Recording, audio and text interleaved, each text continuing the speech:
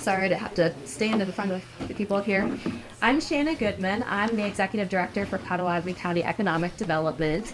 I'm fairly new in my role. I started in January, and so it's been a very busy year thus far. But thank you so much for coming out to Risk County Candidate Forum. We have organized these to be able to provide a platform for all of the candidates that are running, and we wanted to provide the platforms to all of you to be able to come, ask questions, learn about their vision for Pottawatomie County, and so that you can make some decisions on who you want to vote for in the primaries in August, but then also in November. So a couple of quick things. I don't know if you all are familiar with Pottawatomie County Economic Development Corporation, but I wanted to tell you a little bit about what we do, how we do it, and why we do it, just really quickly. We have kind of 5 pillars of priority. The first is attracting and retaining businesses. The second is supporting enhancement of infrastructure. Third is promoting organizational and regional cooperation.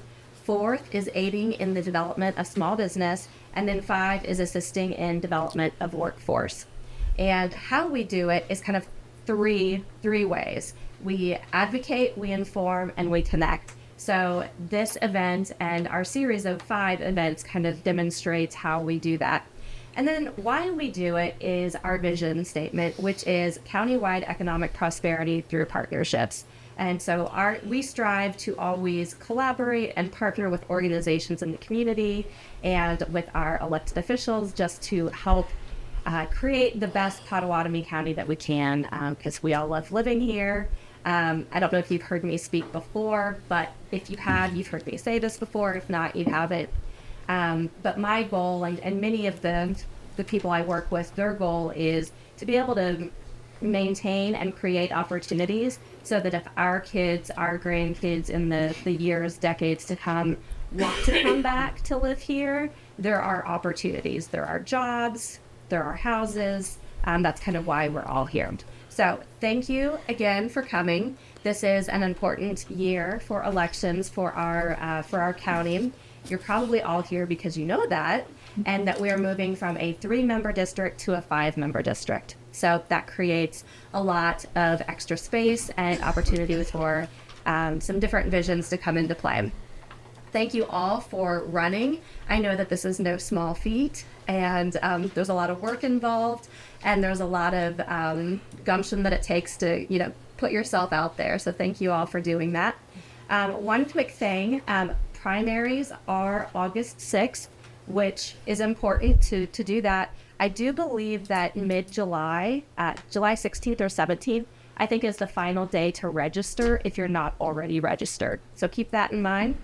And then primary August 6th, and then early November for that election.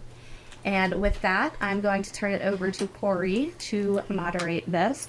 And one last announcement, we have index cards in the back next to the water bottle station that if you have a question that you would like to pose to the candidates, just write that question down. I'll gather those and then deliver those to Corey so that we can ask those at some point in the evening. So, go ahead, Corey.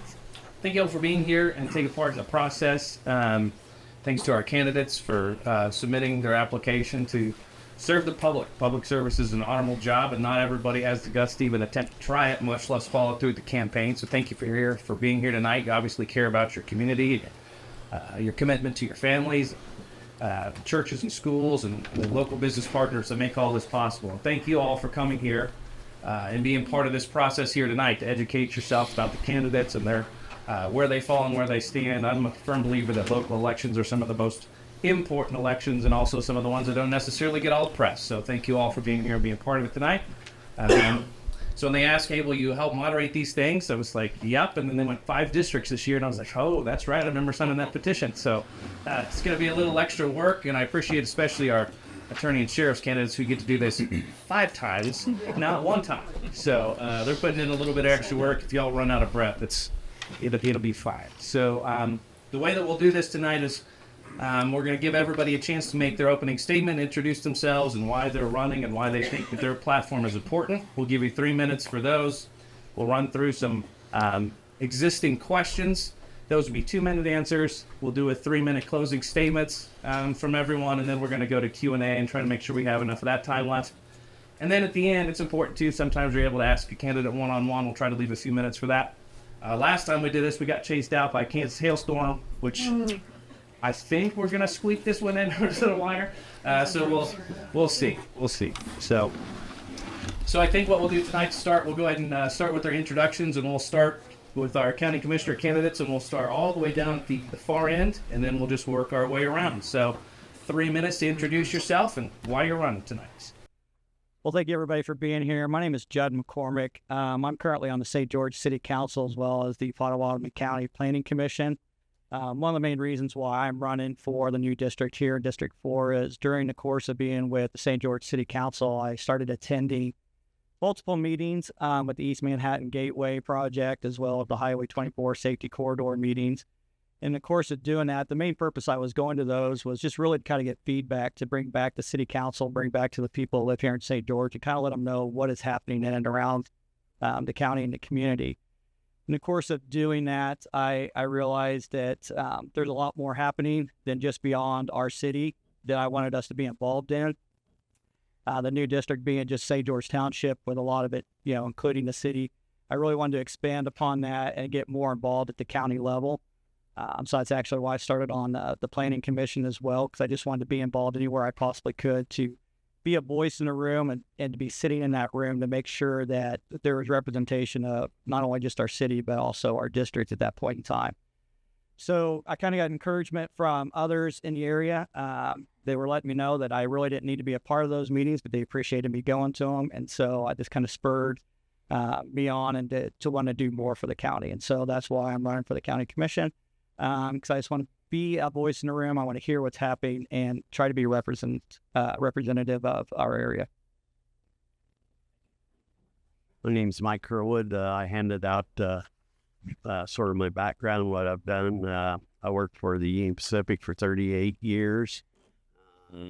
Got one time I was in charge of 26 supervisors, 950 men, an OE budget of approximately $8 to $10 million. And then on the capital side was about $40 to $60 million that I sort of dealt with the day-to-day stuff.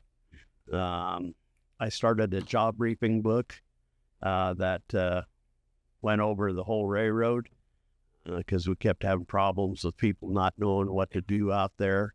And after a while, the whole railroad started doing it. The main reason I'm running for, county commissioner is safety of the county,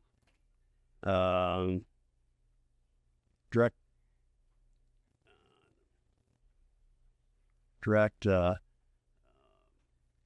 relationship with the county people, that they need to talk about anything or we need to look at anything. That's what I'm sort of running for.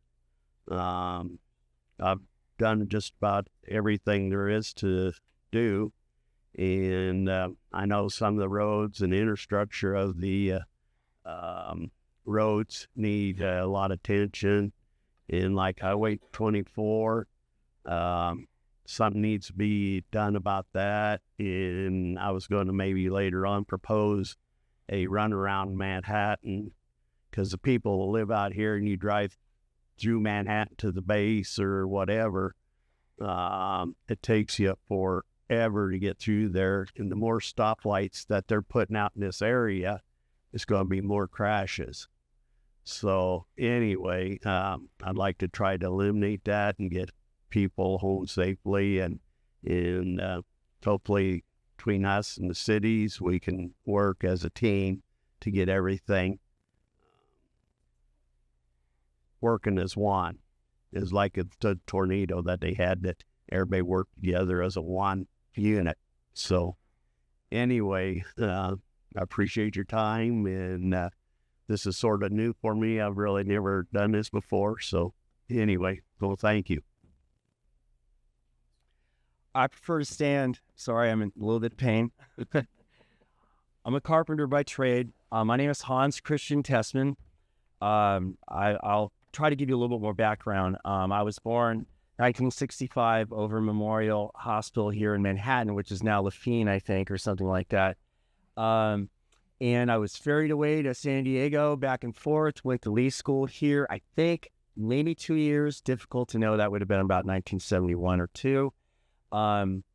I was raised predominantly in San Diego. I was also schooled in Puerto Rico as well. So I do speak a bit of Spanish. That helped with the Italian when I lived in Italy.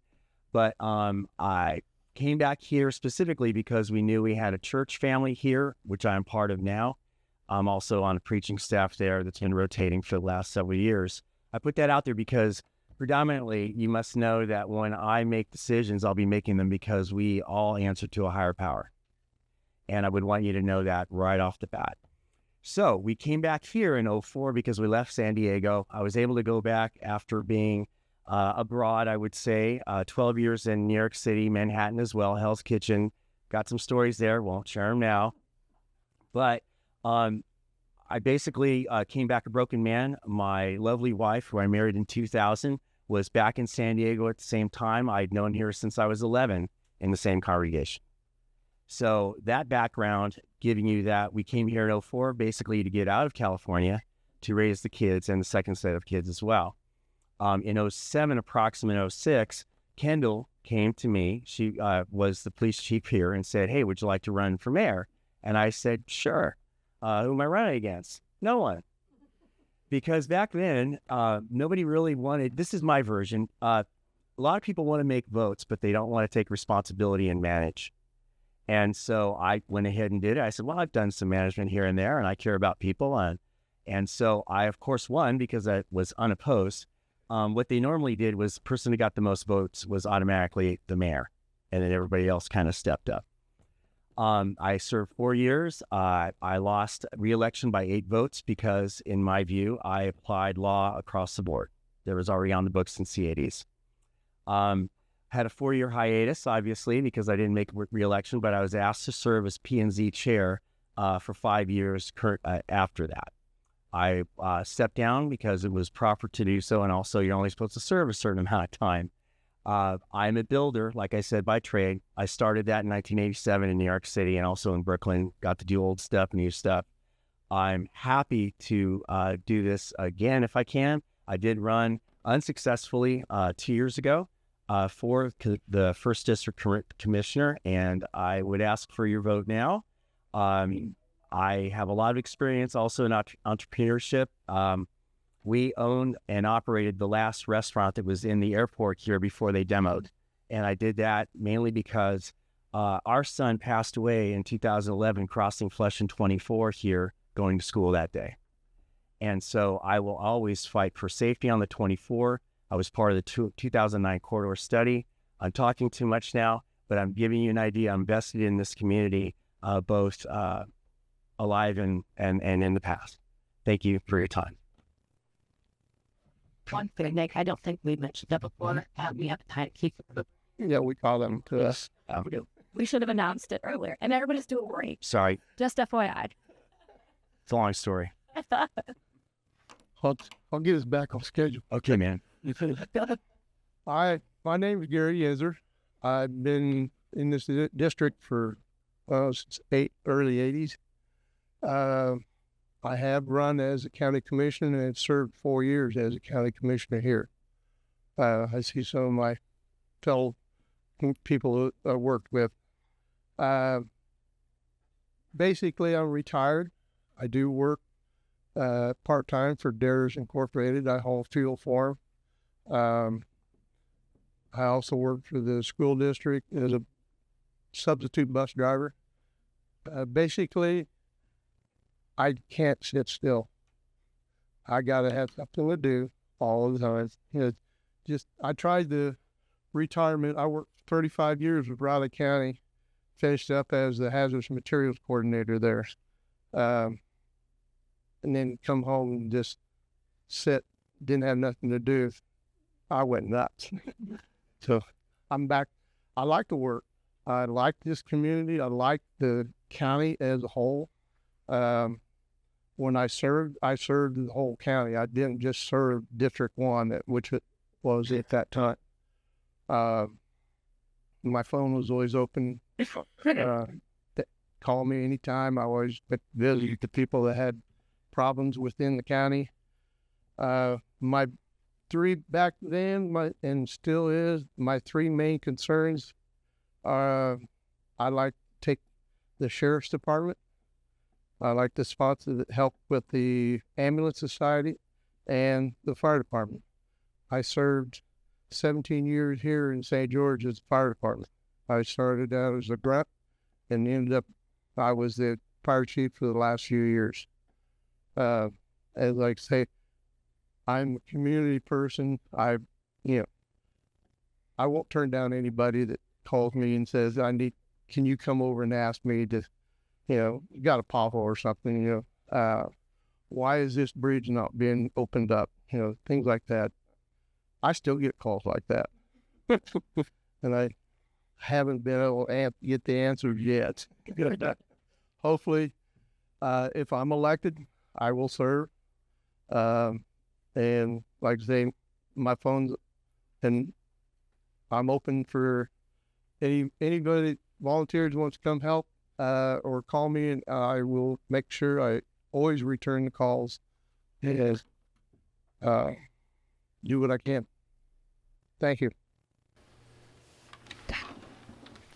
All right, I'm John Paul Washburn, and I'm the Republican candidate for county attorney. So I'm married to my wife, Lindsay, who's at softball tonight with our 9-year-old daughter. I've got a 15-year-old stepson, McCoy. He attends Wamego High School. And then we've got a 1-year-old. And so, I made a joke with my wife that she's had a kid in 3 decades, and that didn't earn me any brownie points. I don't know why, but she's younger than me, better looking than I am, and my biggest fan. And I wouldn't be running for county attorney without her blessing. Really, my wife and I lived in Shawnee County since I graduated from Washburn University School of Law in 2007. And last summer, we decided to move to Wamego into Pottawatomie County so that McCoy could attend high school here. His dad and his family lived here for the last 10 plus years. And we thought it was the right thing to do to essentially unite our families and make sure that McCoy could see dad equally, mom equally, and have the high school experience that he wanted to have. And so I say that to say I'm invested in this community. I've got family here. Obviously, safety and prosecution of crime in a strong, firm, and a fair way is going to be my approach to tackling the county attorney position. The reason I'm running is that I think in April I found out that the current county attorney was not going to be seeking another term. Ms. Shook has been in that office for 20 plus years. And when I met with her, she was proud of her work, but essentially her sense was, hey, I've taken this as far as it can go. We need new leadership. For whatever reason, the 2 attorneys in the office decided that they weren't the right fit. And so I decided, why not me? And I know that I can do a good job. I'm excited about the opportunity to serve the community. Really, my whole adult life has been dedicated to being a servant leader in various capacities, and we might talk a little bit more about that later.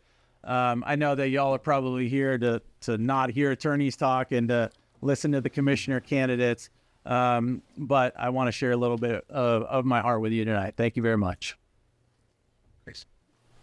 Thank you. My name is Chris Biggs. I see there's folks standing in the back. There are some chairs up here, and I think even though this is a church, I don't think we're taking a collection. So, but you don't know. But in any event, my name is Chris Biggs, and I live on McDowell Creek Road, south of Manhattan. Grew up in Northview on the east side of town, went to Northview Elementary School, went through the middle school, and graduated from Manhattan High School. I'm a 1980 graduate of Kansas State University, and I'm a 1983 graduate of the University of Kansas School of Law.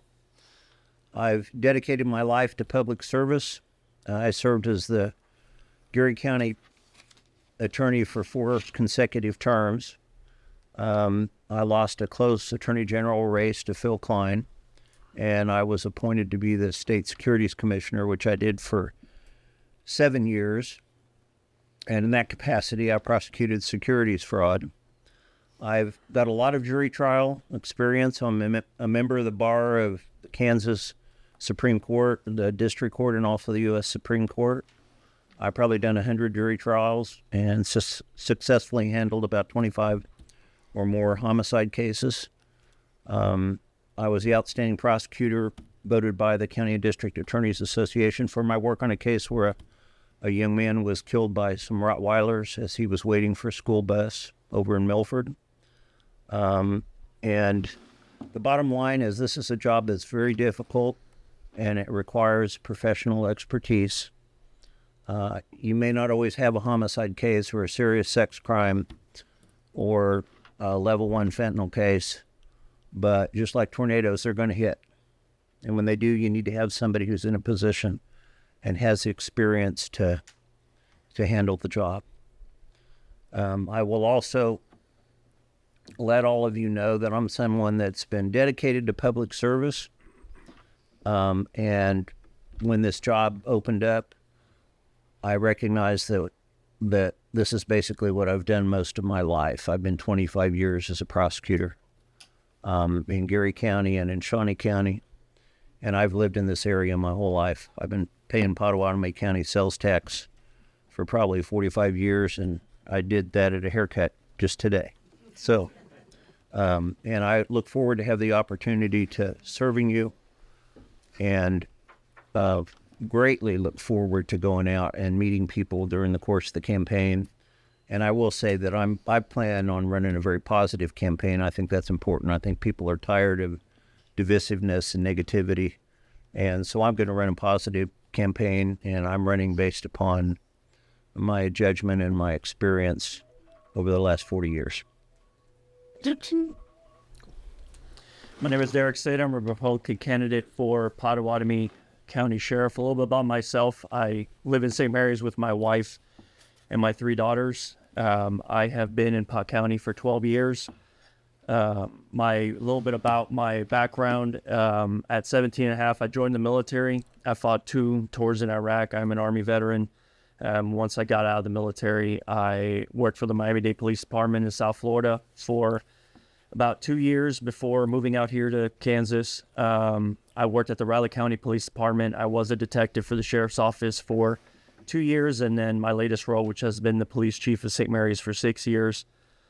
In that role as Police Chief, I have undertaken a lot of different roles, assisting the Commission in researching, implementing complex city projects, but primarily, to me, the biggest importance of that role was being a good law enforcement police leader to my community, especially in times like now, where law enforcement is under a lot of scrutiny and there is a lot of attack from radical anti-policing agendas and things of that nature.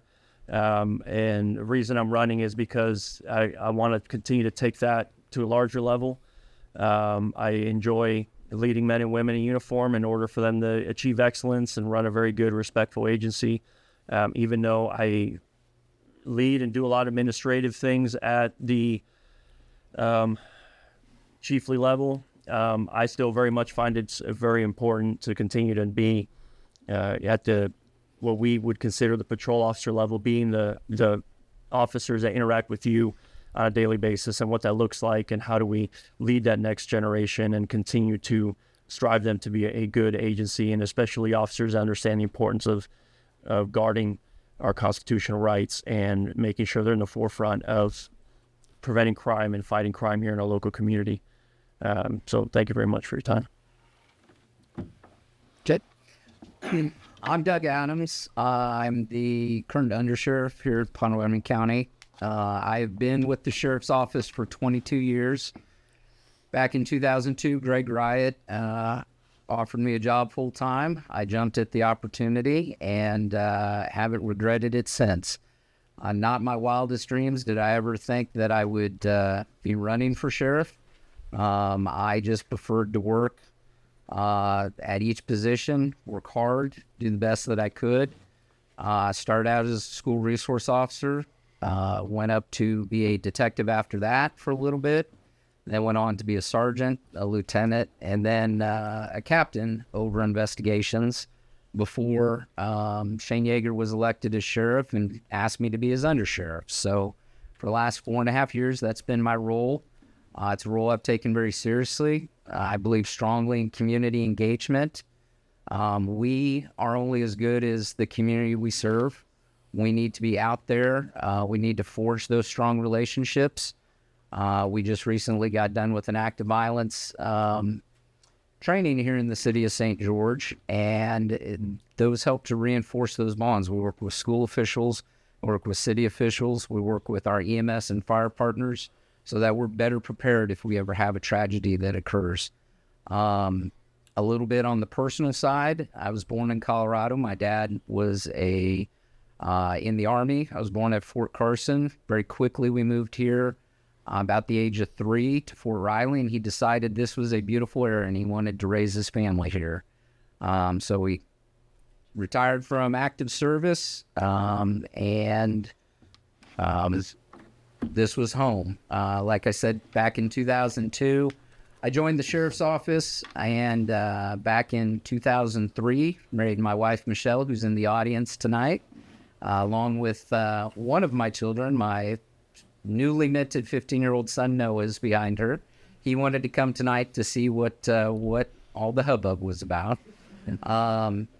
So that's a little bit about myself. Again, I believe strongly in the community, and I think it's kind of evident in events like this where you see how many people are out tonight, how many people care about their community and want to find out more about the candidates running. And I applaud everyone for doing that. Thank you. Thank you. We'll start with our questions for our county commissioner candidates, and then what we'll try to do is allow each of you a different chance to start answering the question. That way it's not always the same person answering first. So we'll start with Judd down on the end for our first question tonight. Obviously, it's a top of mind for a lot of folks in Pottawatomie County. Your thoughts on the role of job creation when it comes to the Pottawatomie County Commission?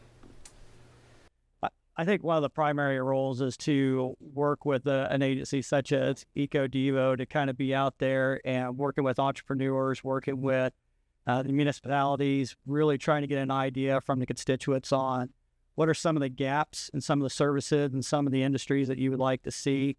The county commissioners have a lot going on. City council members do as well, so they can't take on every hat and play every role. So having something like EcoDevo that can be out there, that can actually be doing research and getting data and collecting data and surveys, I think is very, very important. I currently work for the Kansas Board of Regents as a data research analyst. So one of the things I work with day in and day out is data, and I don't make a lot of decisions unless there's data to back it up. And I think that's really, really important to have that. So working with a group or a corporation like EcoDevo, I think is really, really important to find those gaps. Also working with, any local secondary or post-secondary to help with the training, to help kind of fill some of those gaps in. That way you can keep some of the local talent local. So find those areas of need and get that training, get them in there. And then the last thing I think is really working with the planning commission to make sure that we have the zoning in place for any industrial or commercial zoning. So when we have those opportunities come along, they're there and there's a place for them to be and can strive and really be beneficial to the county. So I think that's some of the county commissioners' roles as far as economic development. Michael, same question.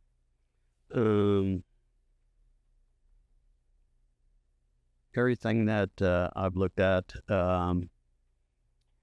like us losing Caterpillar, which is possibly moving out, the Jeffries Power Spur, our plant is possibly going to be shut down in 2030, which probably with both industries there, we're going to end up losing probably 400 or 500 people. And we need to try to come up with something to backfill it, whether Cat is going to try to stay in the building, or if we can try to find somebody in there to fill a building and start another industry in here. And there's always room for improvement, like on our roads and stuff like that,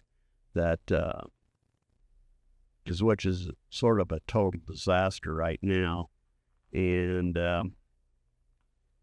I'd like to try to be on a committee where we can sort of start doing stuff. And like the highway plan was made 2009, which it should have been updated about every 4 or 5 years. Because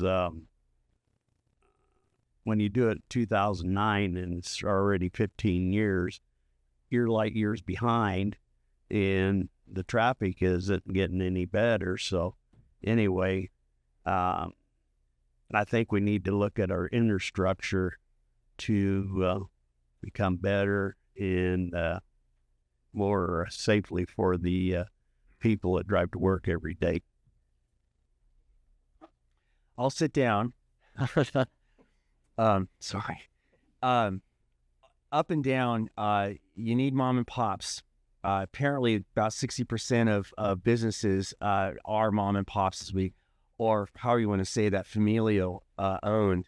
And big industry is good. I mean, we want to produce things here, but depending on the culture of money, if you will, I don't think that should be the only focus. We need to have, like in life, you need a whole portfolio really to be able to figure out what to lean on when things fall apart and how to build them back up. And I think that the community would do well for having a strength of mom and pop, so that the industries would then take note of what's happening. Obviously, we're growing. Obviously, that's been talked about, especially in the 09 24 corridor study, which the 3 cities were a part of. It was Manhattan, St. George, and Wamego. And yes, the safety of the 24 is paramount, because it's only going to get worse, if you will. And so again, as far as EcoDevo, absolutely, that has to be where we gather our intel, especially if we don't analyze other businesses for a living. However, up and down portfolio of all sorts of different types of way of bringing in tax income. I'm going to relay back some of my commission days. EcoDevo is set up to be a very good hands-on program for us to look for that kind of stuff. The other thing is the Flint Hills Regional Council does do the same thing for us. We're all members of it as a county. The other thing, yeah, you're going to lose the big corporations. It's nice to have little corporations coming in. In that aspect, we are in the middle of a growing corridor where from Manhattan with NBAF all the way to places in Missouri. I don't remember exactly where the end is on that one. But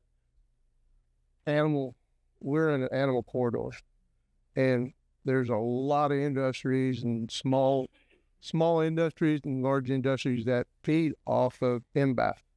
And so working with, as a commissioner, you sit back and listen to all the information and make decisions, but you have EcoDevo doing the majority of our work for us.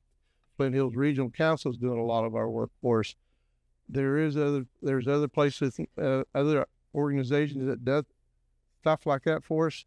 And so as a whole, we're in a nice area. Whether we lose them or not, we still have the availability to grow. We got a lot of open land that can be used. There's several industrial sites in St. Mary's has one. Wamego's still got a good one. They got room for expansion there too. So That's all I can say on that. Thank you. Our second question for our county commissioner candidates. We'll start with Mike this time. With the county being a diverse kind of cross section of both agricultural as well as a little bit more urban populations, that's an interesting way to try to strike a balance. So your plans and thoughts on preserving farm ground while also creating development opportunities.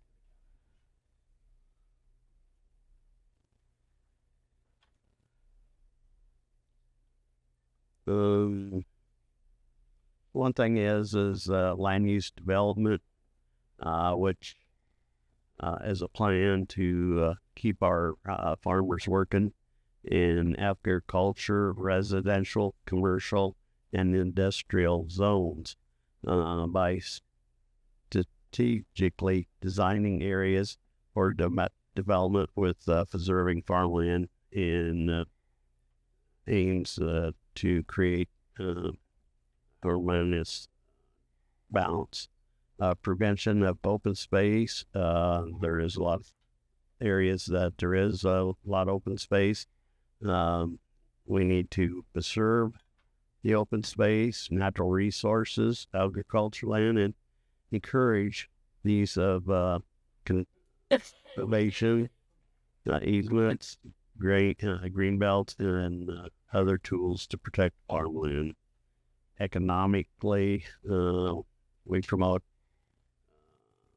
plan of recognizing that we need to create jobs with that and smart development that doesn't compromise the county's agriculture heritage, and the transportation of it is a major portion of what we've got, and they run approximately 12,000 cars a day in between Wamego and Manhattan.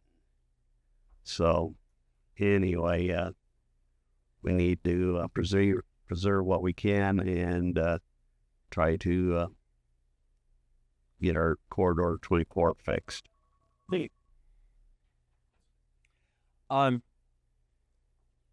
Well, quite literally, our farmers and farmland is our meat and potatoes, pun there.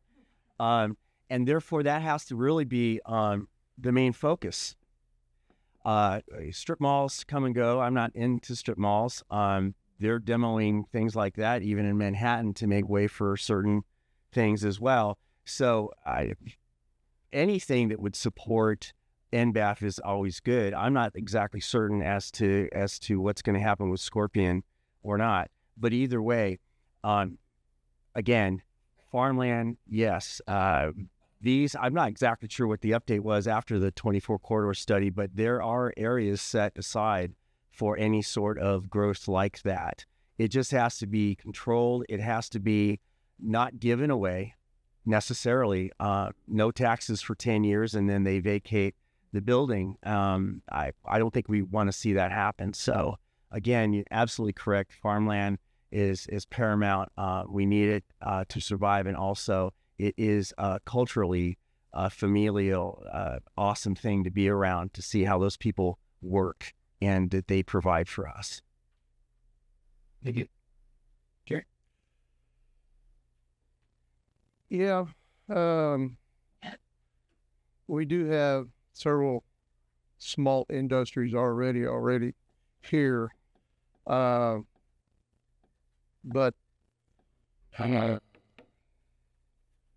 now what, Mike? On the saving the land and everything, yes, we are an agricultural county. We live off of farmland. Yeah. That's one of our biggest producers. The other problem is that as a county commissioner, you are in control of, you try to control the developments, because the biggest cost of putting the development is infrastructure. You got to put all that in first, and that comes upon the county. So you try to keep all your industries that are coming in, whether big or small, and put them in an area where it'd be least cost for us to put the infrastructure in. Could most of the time there isn't then there. Just like we got industries coming in, they haven't even started yet here in Blue Township. It's part of the infrastructure problems. The highways going to and from. As I said before, I was in the fire department here when Highway 24 was 2 lane. As I went through the service, it developed to 4 lane. Yes, there's a lot of accidents on it. There's ways that it can be curbed, some of that. Some of it can be just, it's driver error. My biggest pet peeve with people right now is driving with cell phones. Cell phones should have, when they first came out with that social media stuff, I thought that's going to ruin us. And the majority of the accidents we worked were because they weren't paying attention. They weren't doing their job as a driver. Yeah, the easiest thing to say is the best way to preserve farm ground is for the farmers to keep farming the ground and maintain it, but that's a lot easier said than done. I think the Planning Commission is the first place to start with zoning. There's a lot of things they could do with zoning agricultural land to make sure it's not sold for anything other than agricultural land, to make sure it's maintained for agricultural purposes. The other thing that the county currently does is we do some cluster zoning that we refer to as the quarter rule. That's the design in place to try to maintain farmland from widespread, urban and suburban residential development. There's probably some debate on whether or not the quarter rule works. I mean, we haven't seen enough spread of it to see. You could quarter out the entire county, and then you just have little pockets of neighborhoods everywhere. What you could also do is you could really kind of refocus more densely populated areas, more focused in municipalities such as St. George, Westmoreland, places like that where there's already development and infrastructure in place. So when you look at that, maybe less suburban and estate zoning or residential, and really kind of focus more on the more densely populated areas that are already there. I think what that would help do is quite all right, sir. I'm used to it. I think what that would help do is if you have that more densely populated area, then you've already got infrastructure in place. So it kind of takes some of the burden off of the county to have to pave additional roads and set up additional sewers or rural water or anything like that. So I would like to see more of that, especially in areas like St. George or places where it's already zoned for dense population, can really kind of limit some more of that in the rest of the county. Our next question for our county commission candidates, we'll start with Hans this time.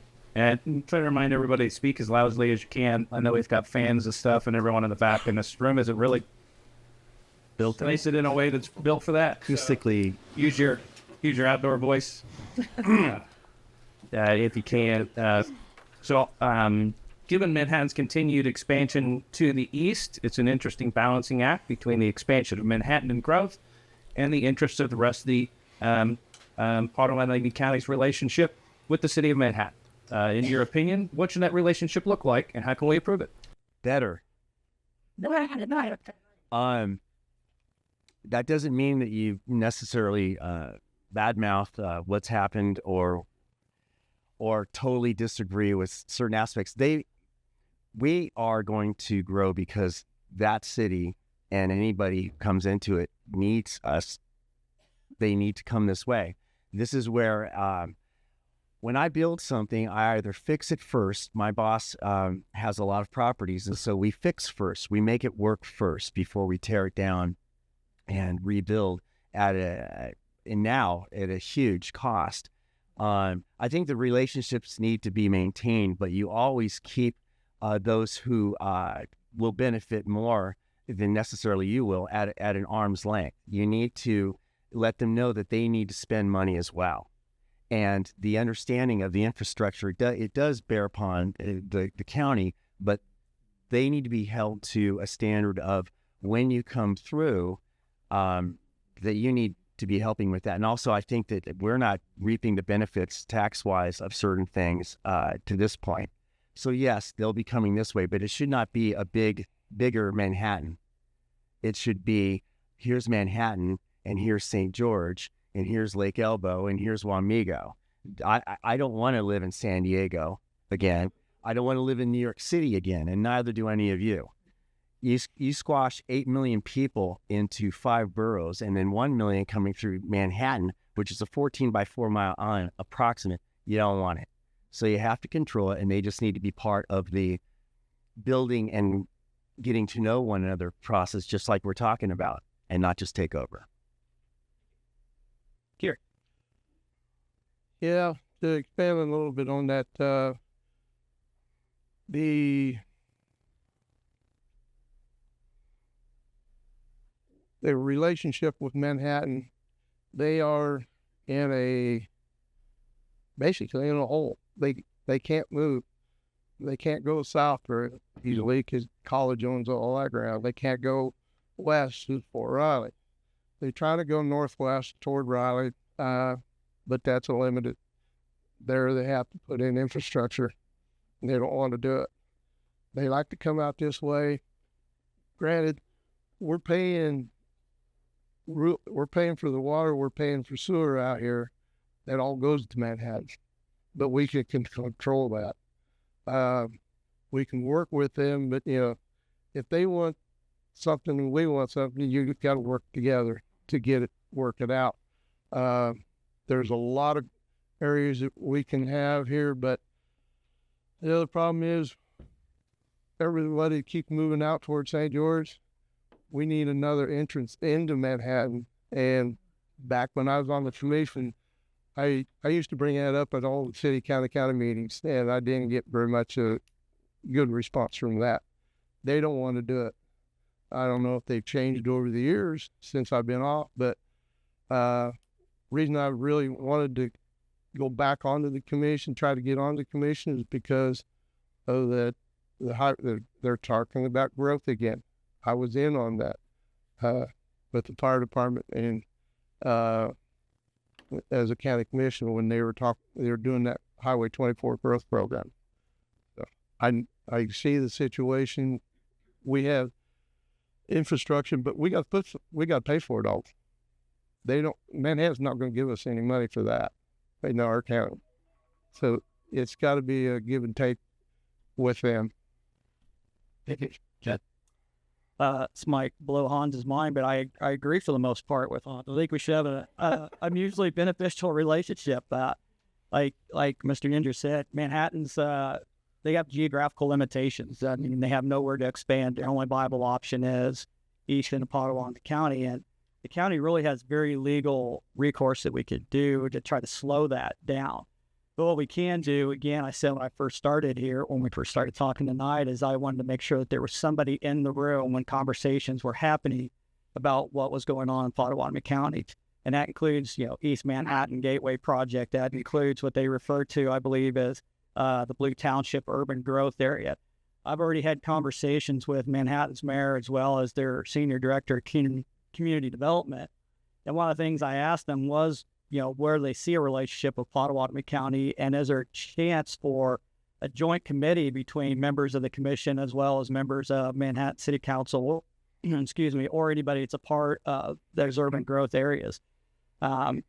So yeah, I think we should be in that conversation, should be in a room with them and trying to find ways to work with them to basically try to control where that development's going and how it's going. Because again, we can't stop the flow of Manhattan as much as we'd like to. It's going to be like putting a finger in a dam, but we can decide exactly, maybe where that dam is at, how we move the water around it. My opinion is that Manhattan is more or less doing what they want to do on an annexation of, I think it's Walters Road to Hopkins Creek Road. Sometimes the expansion services are greater than the tax that it will generate. Pottawatomie County and Manhattan should cooperate with the infrastructure projects in roads, utilities, public transportation, and ensure that both sides of the groups work together. county and the city should be together on businesses, creating jobs, promote economic growth efforts, and making a joint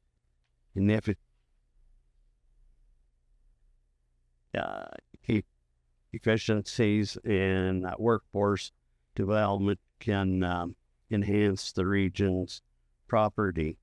A lot of it is that Manhattan pretty much sort of does what they want, and sort of the Pot County is sort of at their mercy. And there is a few ways that we could work through that.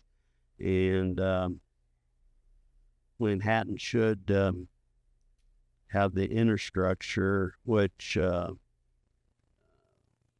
is the roads that go in and out of there. And also, Rural Water One furnishes a lot of water to Manhattan right now, and then they sell it back to the people living in this area. So anyway, that's my look at it. Our last general question for our county commissioner candidates. We'll start with Gary this time. What's your stance on housing initiatives or initiatives in general, or excuse me, incentives? What's your stance on housing incentives or incentives in general for economic development? I'd like to find that crystal ball that tells me how to build a small home cheap. I can help you with that. So, with us, we talked about, industry and stuff, businesses, mom and pops that are coming in, that want to come in here. We want to bring them in here. They're going to rely on young people, and young people can't afford these fancy homes. They're going to have I can't really say they're going to have a good paying job. Can't say they're going to have a bad paying job. But they're going to work. It's going to be a 2-family job. Both of them work, and you got kids. They got their daycare. I mean, I don't know how. You got to work with your developers. But there's a range. The developers that in our areas, people want to build homes. We can ask them to build us a small, cheaper home that a young couple can get into, and then as their family grows, they can expand that home and make it a bigger home. And then when they want to get up and 20 years down the road, they can sell it and buy a bigger house. But you work real close with most of your developers, and like I said, once you do that, you got to come up with the money for the infrastructure. You got all electrical, gas, water, everything, the roads, everything goes with it. Can you repeat the question for me, please? Somebody had to ask tonight. I was going to be the one. Your stance on housing incentive or incentives in general for economic development? Yeah, that's a tough question. We're kind of encountering that right now in the city of St. George, and really, it kind of depends on what the capacity of the county or the area can actually handle right now inside St. George. We have no incentive or bonding capacity to help with additional housing or development like that. So we've been trying to work with the actual developers on the homes that they're trying to build, the neighborhoods they're trying to build, and what exactly that we can get accomplished here within the city that gets both within the bonding capacity that we currently don't have and what the developers are willing to do. So sometimes there's a little give and take. For example, one of the things we had to work with is we had some land just north of town here where we kind of made a compromise and let it develop as part of the county as opposed to part of the city, even though they were going to be on part of the city water. And in return, they were going to be looking at developing the lower 2/3 of that land, and they were going to basically they were going to fund all the infrastructure of it. So the city had to make that kind of a compromise to give up potential 30 or 40 lots in order to have more development done. So I think those are some of the things you need to look at. As far as economic development, I think it really kind of depends on the business coming in, the amount of jobs that it's bringing along with it. I'm not a huge fan of giving tax abatements and huge breaks to major corporations versus maybe more of a locally owned one that's trying to do a startup and trying to get going. So I think it's a kind of a case by case, and I hate to say any kind of a blanket umbrella on how I would handle any one particular one until I actually saw some of the information on it. Because again, I think it's really important to handle those and really kind of see what are the benefits to the community, what are the taxes you plan to get out of it, what kind of job growth and jobs are going to be involved with that. So those are all things that I'd want to look at before I just kind of made a blanket comment about how I would go about it. Thank you. Mike. The thing I'd look at is the best places for the houses that you're going to build, and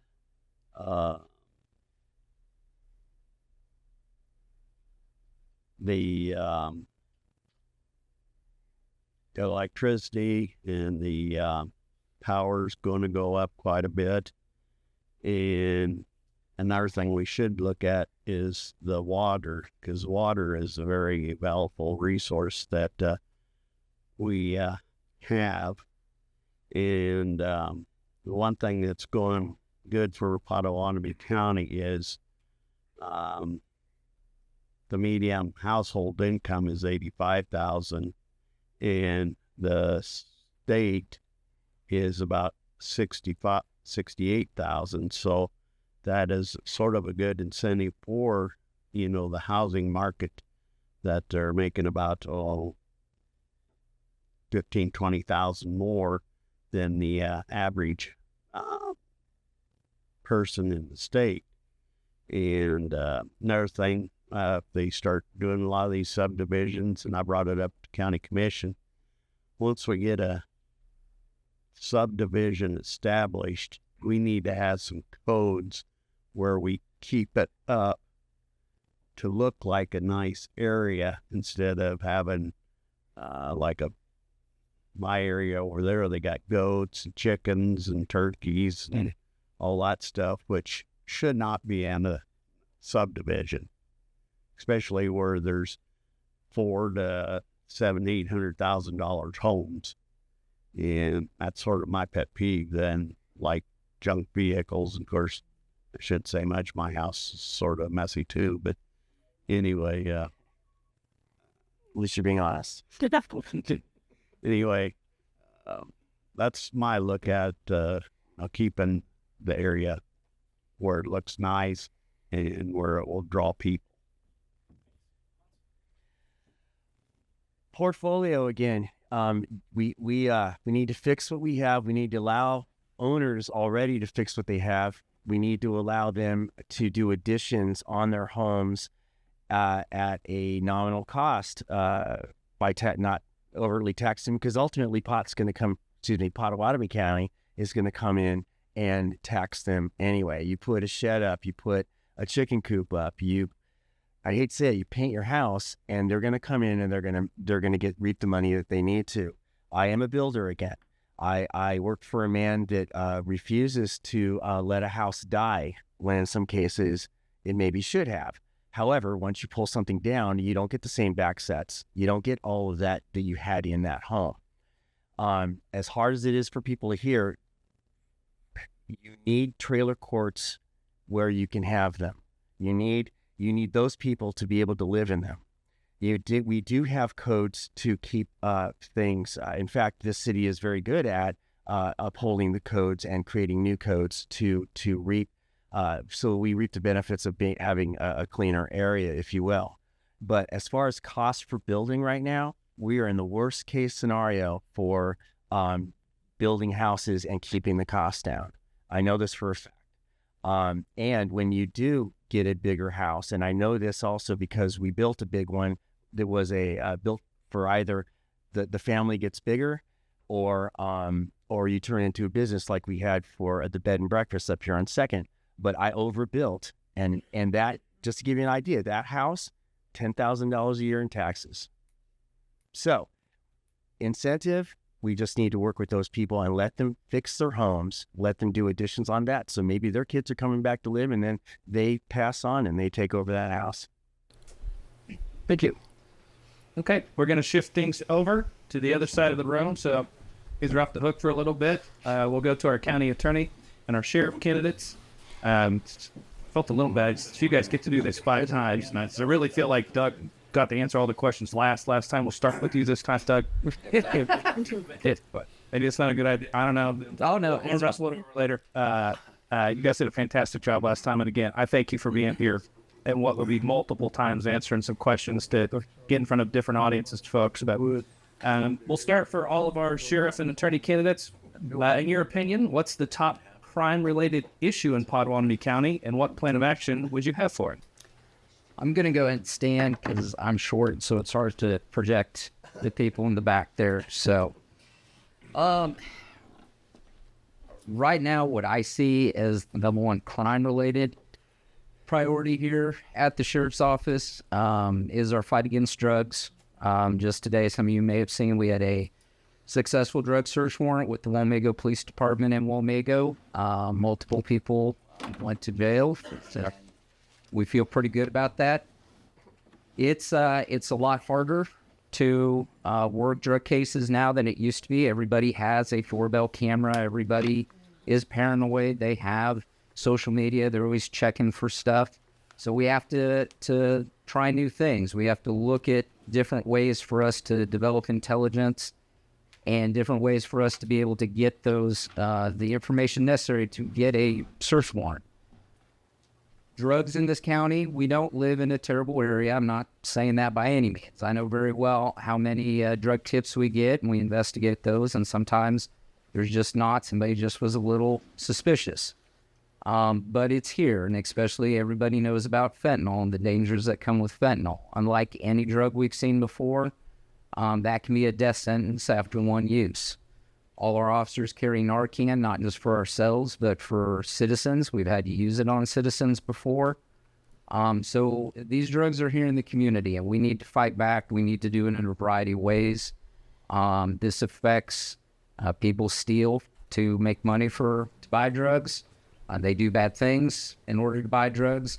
So that's what I see as the number one crime-related priority that I have is our fight against drugs. And it's one we won't win, but we got to fight every day for it. Thank you, especially with our kids. Thank you. Yeah.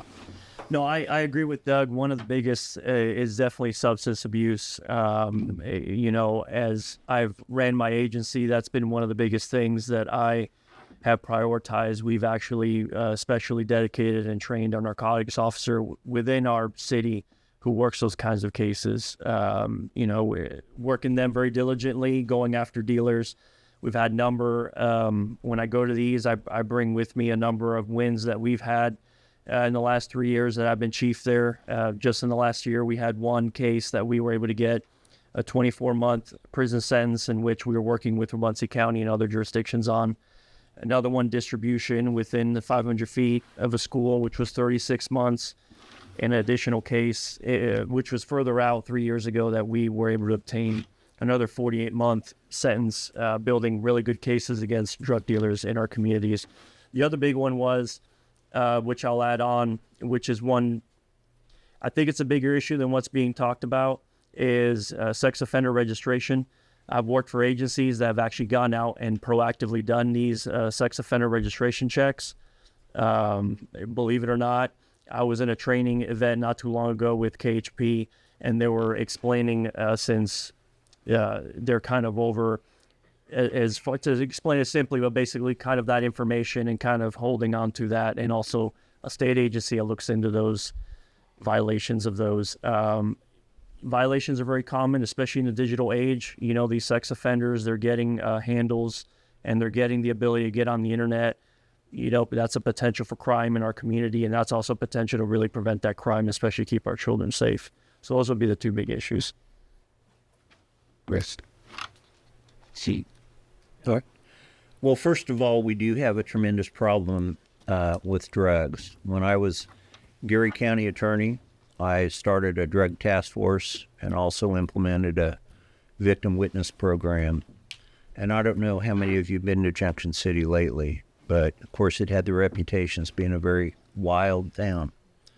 And when I was there for 14 years, we filed over 24,000 criminal cases in a county where the stated population was 30,000. And almost 1,000 people went to prison. And if you've been to Junction City lately, it's a much better place than it used to be. And I'd like to think my efforts had something to do with that. What happened, though, is what happens when you have tremendous enforcement in one place is you shift it somewhere else. And a lot of it came to Manhattan. And the reality is, as the demographics changes of this area, the demographics of crime is young men. And wherever you have young men concentrated or more of them, you're going to have a higher crime rate. We've never had a drug like fentanyl that can kill with one dose. And we've also have a tremendous problem with methamphetamine, which takes longer, but also is something that can be very deadly. And I'm interested in not only working with the law enforcement agencies concerning enforcement of drug laws, but I also think prevention is a good part of it. We look at the kids that are doing well, the kids that are succeeding, and it's a lot harder to fix things from the back end than it is to do it from the front end. So I think community efforts, and I'd love to be able to go to the schools and talk about these drugs, where they came from, Nazi meth. All you have to do is look at the ingredients to know it's bad. But you got to have somebody at the end of the day that has the experience to get the cases through the court system with a positive result and remove dealers from the community. Thanks, Brian. So the other night when we had our foreman, Wamigo, my wife and I were talking a little bit about this, and one of the things she mentioned to me, which aligns with my platform, is, and we've talked about it earlier, someone mentioned 12,000 cars a day coming through this corridor, but we can't turn a blind eye to sex trafficking. And that night she saw a van with a lady driving it that looked like she had been beaten to a pulp, with some other women in the back and a gentleman in the front. And I think there's some statistics that'll show that sex trafficking is one of the highest grossing criminal enterprises and will continue to rise. And of course, along with that is trafficking drugs. Along with that is, trafficking people. And so my platform is I'm going to protect victims of sex crimes. I'm going to protect victims of violent crimes. And I'm going to protect children. Yeah. At the end of the day, we can all have our opinion about what's the biggest crime issue in Pottawatomie County. And the statistics show that overall Pottawatomie is safe. We have a very low violent crime rate and a very low property crime rate. But really, if you're the victim of a crime, it doesn't matter whether it's a big crime or a small crime, you need a voice. And my role here is to give victims of crime a voice. And so that's taking the small cases seriously all the way up to the big cases and not showing preferential treatment to one or the other, because everyone deserves a voice. And when you're in it, it's big to you, regardless of whether it's an assault and a battery or a rape or a murder. Yeah. Our next question, we'll start with Derek. Oftentimes, folks have had encounters with the legal system due to struggle with substance abuse and drug issues. We just mentioned those earlier this evening, but also there's a growth in mental health issues when it comes to our criminal system. What's the appropriate role for prosecutors, police, and the courts to play when it comes to substance abuse and mental health issues? I think as police, we're the initial responder. And within that, I think what our role needs to be is we need to make sure that we're training the men and women that are making these encounters so that they recognize what it is they're seeing. They have empathy on how they're treating that person with respect and dignity. I think we're at the stage in society. I mean, I'm sure everybody in the audience has a family member that has struggled with mental illness in one sense or another. Some of it, sadly, especially in the last couple of years because of post-COVID, it just seems like it's really had a big uptick. So I think in that awareness training, the response to that, also definitely working closer together with the medical facilities in Pottawatomie County. I know they typically go to the Wamigo Health Center Is there a way we can improve that response, work closer with Pawnee? I know the county is, under the current administration, they've tried to get a co-responder, which is a good idea. I'm not sure if that's been hired yet. And then doing everything we can in order to facilitate if there's a involuntary committal, working with the prosecutor, communicating that. Those are some of the things, like I said, being over at St. Mary's, those are some of the things that we've, as far as the substance abuse part of the question, pretty much what we just had covered earlier. So, Well, see, could you repeat the question?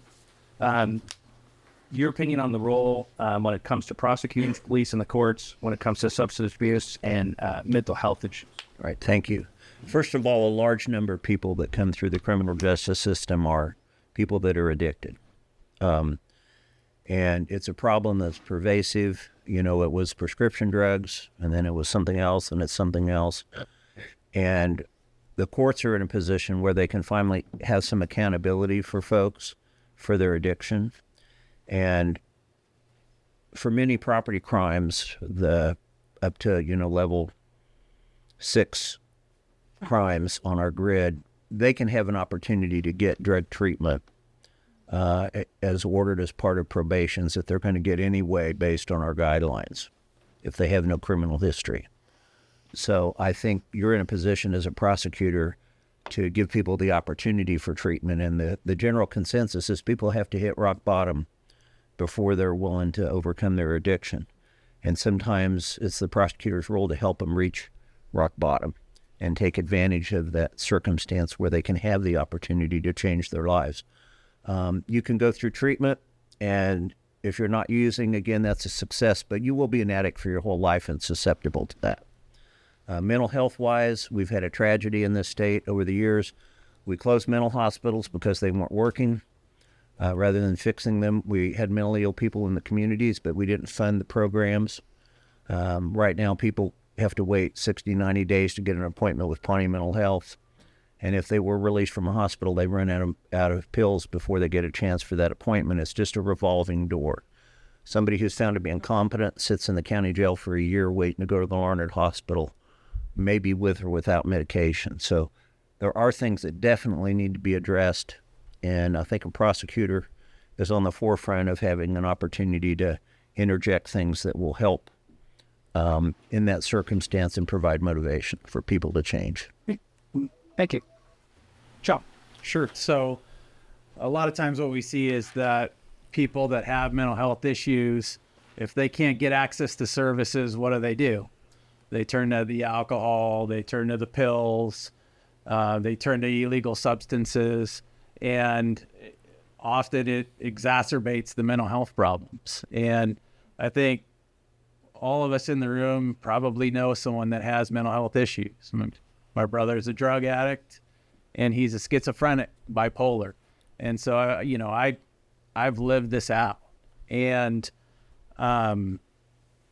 it's tough, but he has choices. And as a prosecutor, really my goal is going to be to focus on creating a mental health court here in Pottawatomie County. We've got one in Topeka where I practice primarily for 17 years. And that mental health court utilizes resources from the Community Mental Health Center and from the VA to help people get access to services so that they don't continue to commit crime. So that's one focus I'm going to have. The other focus I'm going to have is getting a VA court, a veterans court installed. I know a lot of veterans, if they're having issues, they can be drug related and mental health related. And so that's something I'm going to focus on as well. And so we can't be reactive to these things, to these issues. We've been reactive for so long, and that's why we're having the problems that we're having, right? And so we've got to be proactive, proposing solutions to problems, anticipating problems, and thinking outside the box, because, mental health it impacts such a broad variety of society. And we have to come up with solutions that are not your traditional solutions. And that's what I'm here. I'm a big thinker, and I'm going to push the envelope, the citizens are going to benefit from someone pushing the envelope. So, law enforcement's challenges with mental health have gone up exponentially since I started as an officer 20-some years ago. What we deal with now, people in mental health crisis, a lot of times is tied to drug addiction or long-term drug use. You see it tied to about every significant, impactful crime: domestic violence, thefts, robberies, sexual assaults. So what can we do to help people? What can we do with our officers to make them better prepared when we do have dealings and keep the community safe? I sit on the Crisis Intervention Training Board and also attend regular meetings of the Mental Health Task Force. It's groups that bring in all the stakeholders from hospital facilities, mental health professionals, law enforcement, commissioners, and we try to come up with solutions. One is training, crisis intervention training. Once again, this July, we have brought that in. We have sent officers every year for the past 3 years trying to get our officers better trained. Classes like mental health first aid that's offered, along with de-escalation training. And then at the sheriff's office, we've tried programs like the Stepping Up initiative in our jails. Can we get to people before they get back out to the public and get them to follow with regular follow-up? Can we get them to follow what they need to do to stay out of trouble, stay out of causing problems? They're not bad people. They're suffering from issues that most of us probably can't understand. But we need to find the best way that we can work with them and keep our community safe. And I think that's through the training. Like I said, a lot of times it ties in with the drug addiction as well. Thank you. Our next question, and we'll start with Chris this time, because any of you elected are going to be rebuilding a little bit of leadership when it comes to department or management.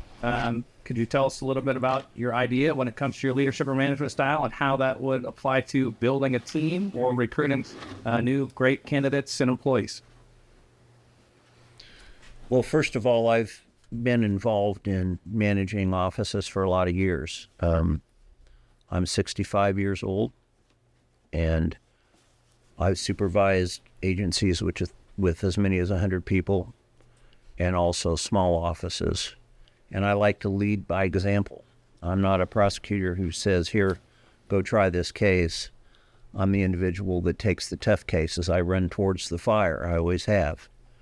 And Mark Bennett, who's been reelected numerous times as a Sedgwick County District Attorney, was an attorney that started as a K-State student as an intern in my office.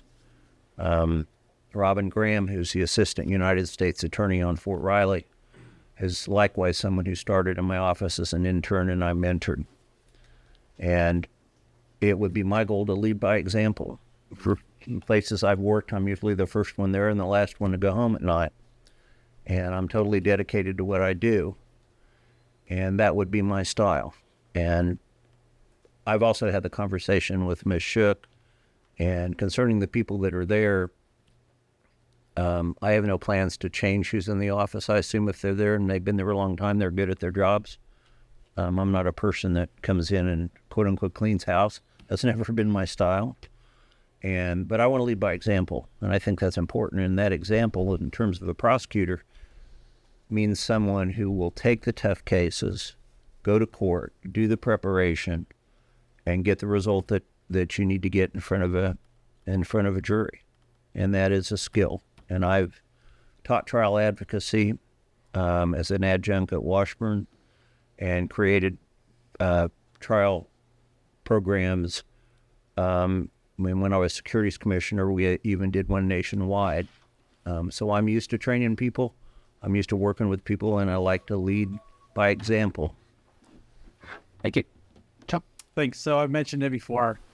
I'm a big thinker, so I'm up 30,000 foot level. I like the big idea. I like big solutions to large and small problems. And so I tend to surround myself with people that can hone in on detail so that we can balance each other out. Like Chris said, I've talked to Ms. Shook about the personnel in her office, and I have no intention of coming in and cleaning house. I think that would be the most unwise thing that anyone can do.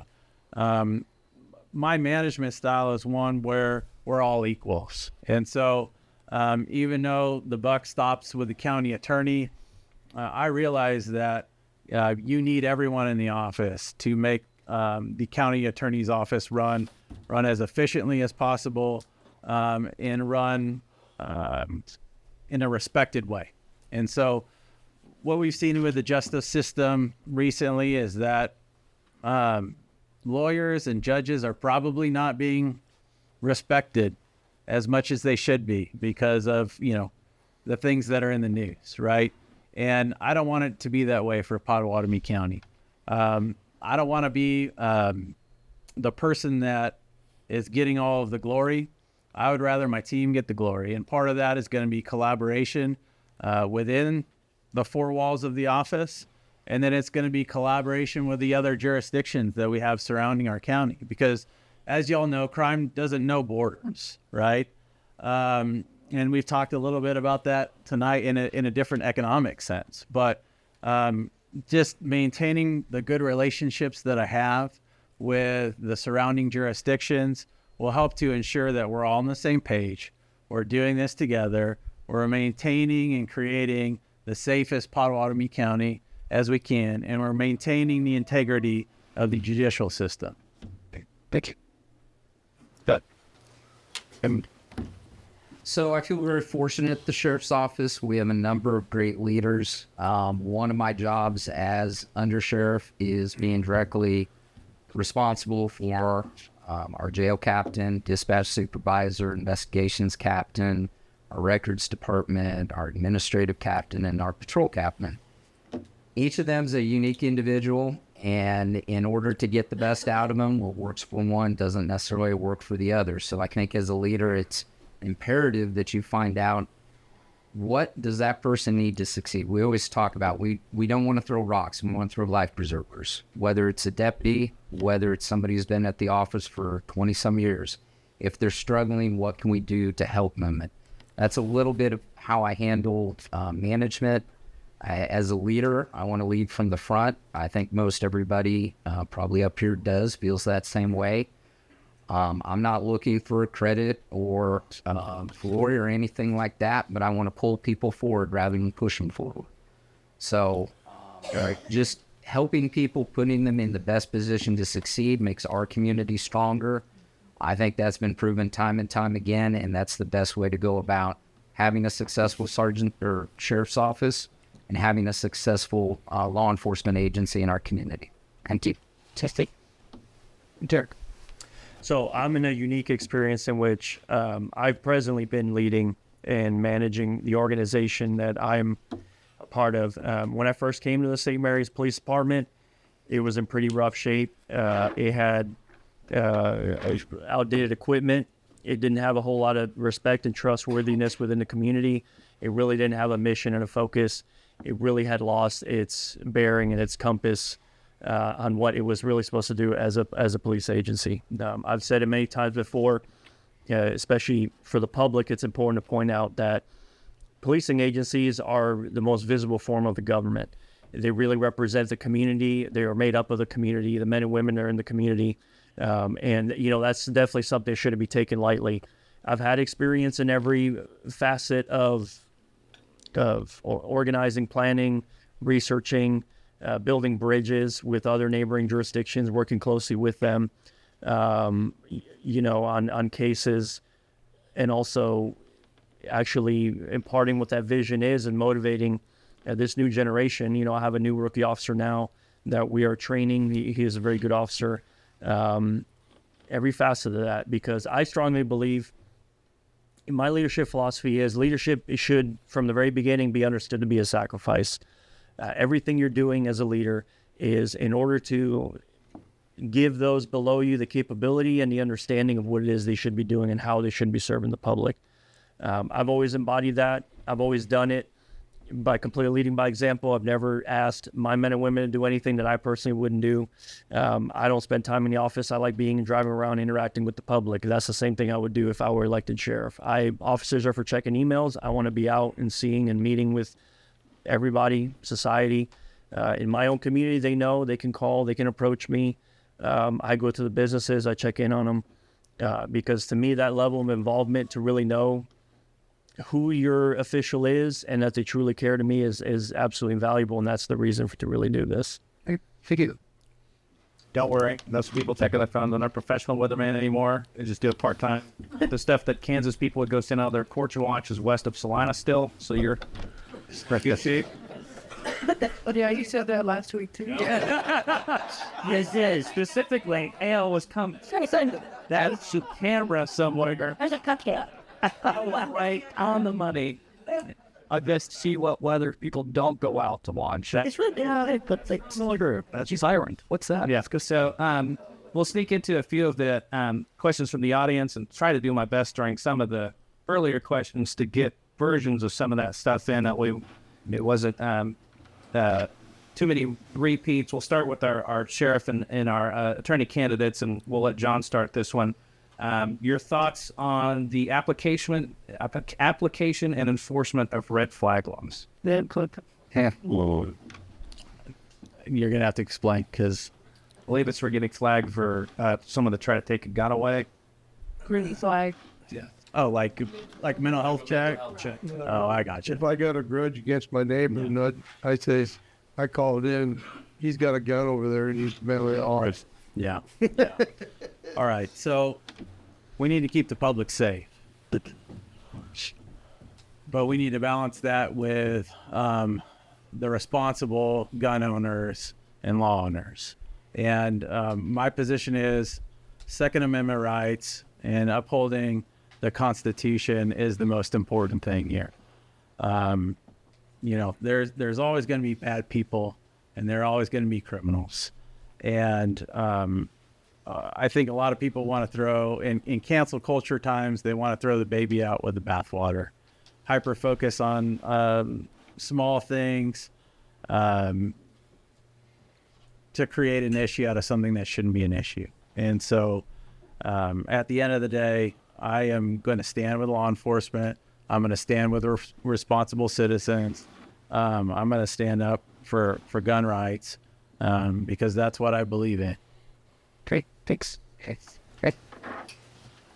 My answer will be kind of short. I don't believe that red flag laws work very well. I think communities that have tried them because I think it's glossing over the issue that a lot of times comes back specifically to mental health.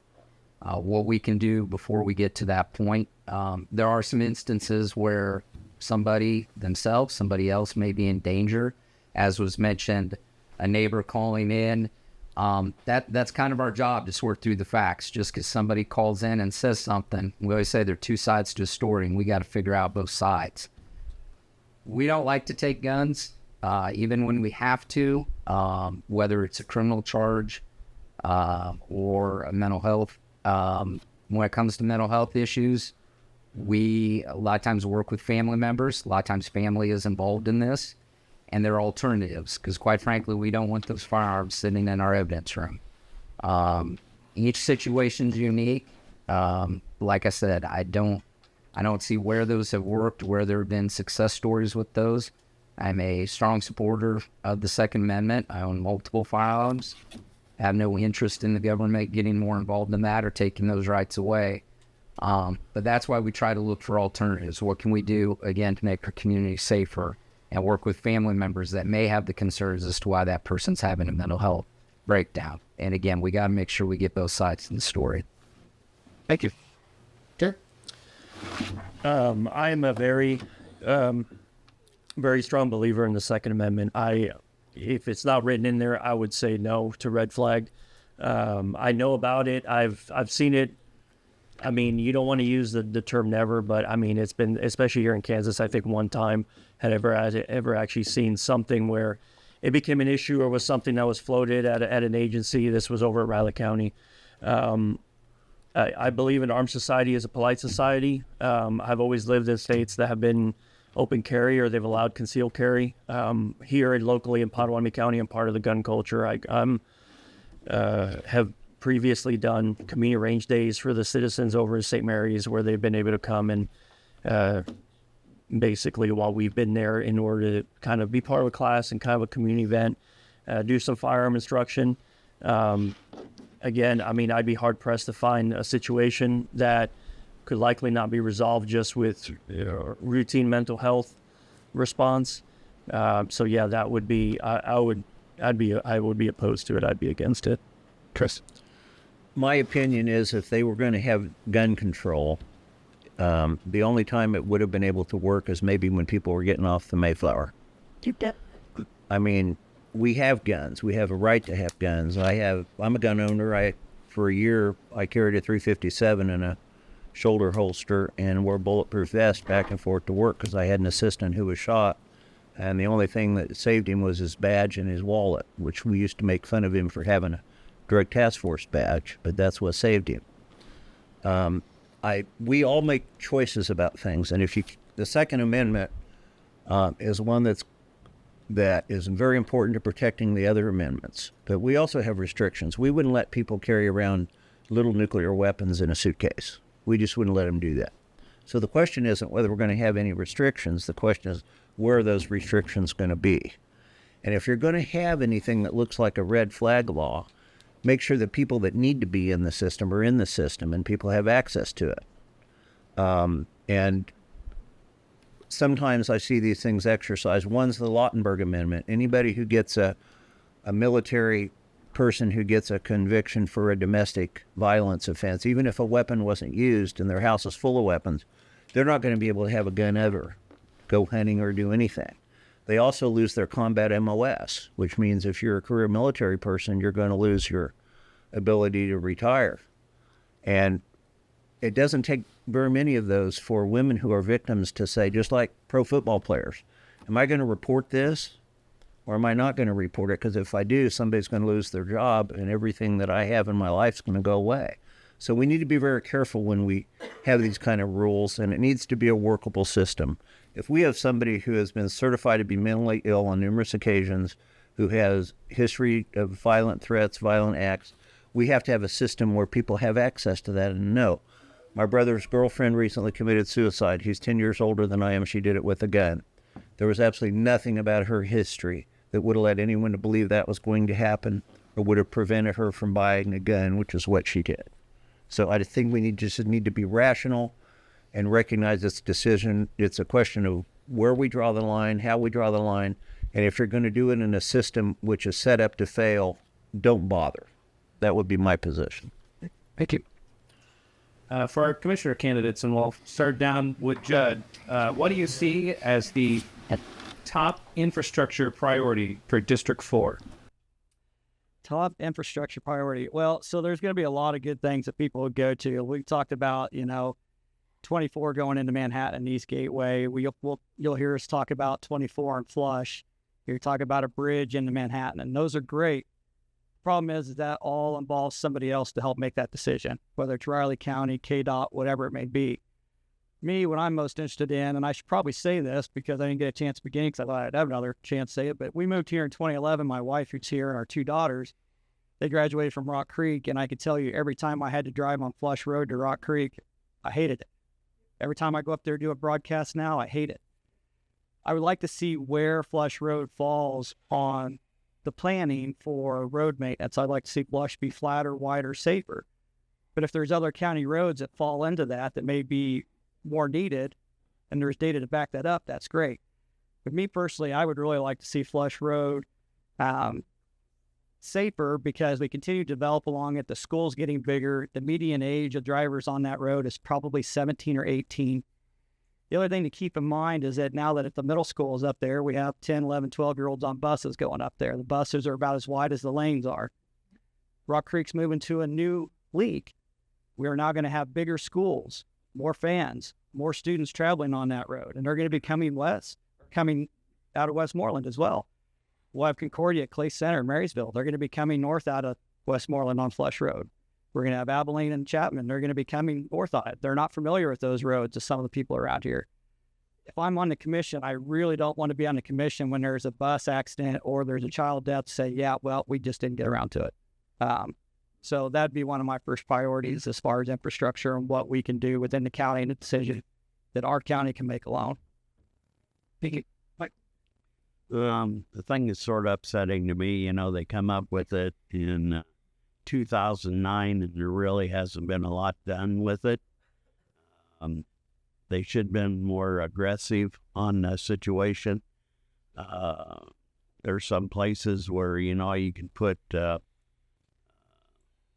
smaller roads along the highway there to eliminate some of the traffic getting on and off, different intersections. They're talking about putting a stoplight at Flush and one at XL Road and everything. And then they put one down there by where the city goes into their yard there. And I guess there's wrecks on that stoplight all the time because people are going across that bridge, not paying attention, and they plow into somebody. And I just went by there the other day and there was like 4 vehicle wreck there.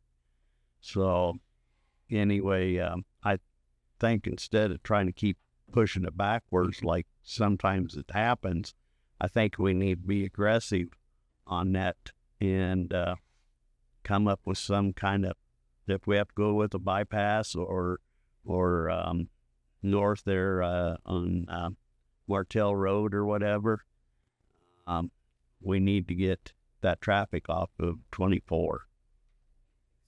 I'm going to stand again.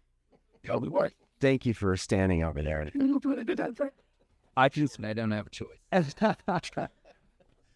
I guess I'm calling. Thank you. I can speak to this, so please listen. In 2009, there was enough data already compiled for the 24-quarter study that would have allowed for, although nobody wanted it, including KDOT, and yes, they are the elephant in the room, a light. Now, going backwards, we lost our son there. It was a terrible thing. I spoke as an advocate after that, talking to KDOT, getting upset in a meeting right over here in the school, and so from my perspective, it is fix it. Now, they compressed. I'm a carpenter. They compressed the distance on the fix on the north side of that Flush and 24, which did work, I think, because then you're not looking at a longer distance. It's like, I don't know, 75 feet max. Do the same thing now to the south side and fix it, because you don't want, you talk about a bus. Well, no buses came and took my son to school that morning, because he was the only one going to school that day for their closing things that they were doing 11th, 12th grade. So I'm telling you, fix it. My intention is to fix it. You always do that infrastructure before you widen the road. Yes, widen the roads, absolutely. But please, let's fix Flush and 24, shall we? Okay.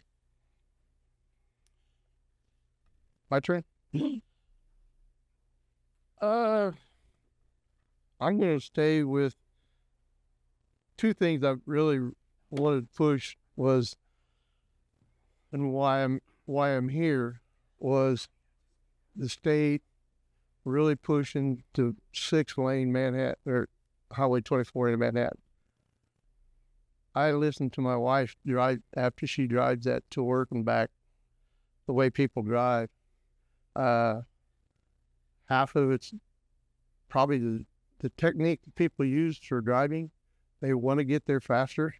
They're late for work, they get up late, whatever. That stoplight he mentioned, yeah, that's a pain. When I drive a semi, I go through there. None of them are coordinated. I mean, you stop, start, and people get behind me and they don't like it because I can't go fast. My number one pet peeve is I'd like to, Manhattan's there. They want to expand, they want to grow. Well, if they would work with us, yeah, we're going to, put putting another interest in Manhattan. I mean, if there is a major accident or a truck hauling something that you shouldn't, a hazardous material and wrecks on that bridge, you got how many people? 12,000 cars? Yeah, it's more than that. Going into Manhattan, you try to narrow that down to one lane going into town. If you get, You'll be backed up all the way past St. George. I mean, one little bit of work that they do down there now backs up traffic past. When I'm dumping fuel at Green Valley, there's cars backed up all the way a mile behind, waiting to get into Manhattan. So a major entrance into Manhattan. I've always argued with the state wants to put 2 more lanes in. Well, why put 2 lanes in there? Put 2 lanes in somewhere else. Back when that study was done, worked on it, there was a great, from the highway to Flush intersection, there was a chance to go bypass to get the big trucks and everything out, and people going into Manhattan north side with that Genie Bridge. That was great. Problem is, houses are now there. Every place that has a chance to get in there, there's now residential. So it's really, now we're at a point where it's going to be tough. Thank you. And our last one for our county commission candidate, and we'll start with Gary and go the other direction, and then we'll give everybody a chance, the whole panel, to give a closing statement. But our last question for our county commission candidate, there's a 2-day training session by the Kansas County Commissioners Association, the KCCA, that takes place in Topeka. If elected, would you attend? And if so, what would you hope to accomplish at that training? As being, like I said earlier, I was a county commissioner here. I did attend all the meetings down there for county commissioners. I didn't do my fact check, but I think I'm still the only county commissioner that ever went through county commission school and graduated. I spent the extra time doing that to learn how other departments work. Going to a meeting like that, you learn how to develop things back here that you could use, because everybody has a different idea how to do things, and you can get different ideas. Some ideas won't work back here. Other ideas do work back here. Whether it's in the law enforcement age or county commission age, there's advantage of going to those meetings. If you don't go to them, we've had commissioners here, I know, that never attended one of those meetings or conventions that they put on. There's convention meetings where you have people from Manhattan at those meetings that are in an elected office. Now you can get a one-on-one with them and work things out and get into their ideas, and maybe we can get something started. They can go back to their area, and I can go back to my area, and you work things out that way. Thank you. Thoughts? A resounding yes. As mayor, I got to go to that schooling, if you will. I went to the conventions. I even did the water and sewer because I wanted to know more about that so that we'd understand what the operators go through. It would be a privilege to do that. And yes, you get to network with people from other cities who might have other issues, and you learn a lot from doing so. So the answer would be yes. Just the same way as we send treasurers and clerks to update them, I think it should be mandatory, actually. Thank you. But since I'm retired and everything, yes, I'd probably go and learn insights of the government regulations, build connections with other commissioners, which when they get all 5 commissioners in there, they need probably have a meeting for a few days just to catch everybody up so they're on the same page. And leadership skills, I do have them. I used to take care of the big budget, and I'm sure I could do the budget here. And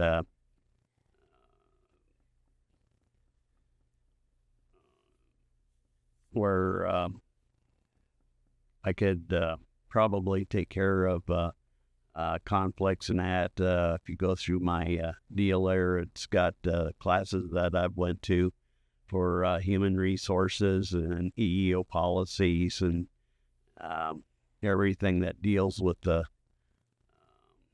public, where you have classes where you know what you can say and what you can't say, where you don't get in trouble. And a lot of it is taking care of the people of the county. And that'd be the main thing. Great. Thank you. Good. Yeah, definitely. Like Hans, I've been to a couple of the leaky municipalities that, you know, city council members and mayors are go to. And there is a lot to get out of that. There's a lot of things you can learn from other cities, other counties, other communities that have kind of experienced some of the same growing pains, or maybe getting ready to plan a project to kind of let you know what some of those barriers might be. I've been out to the KCCA website. I've looked at some of their resources, you know, like the roles and responsibilities of the county commissioner, code of ethics, stuff like that.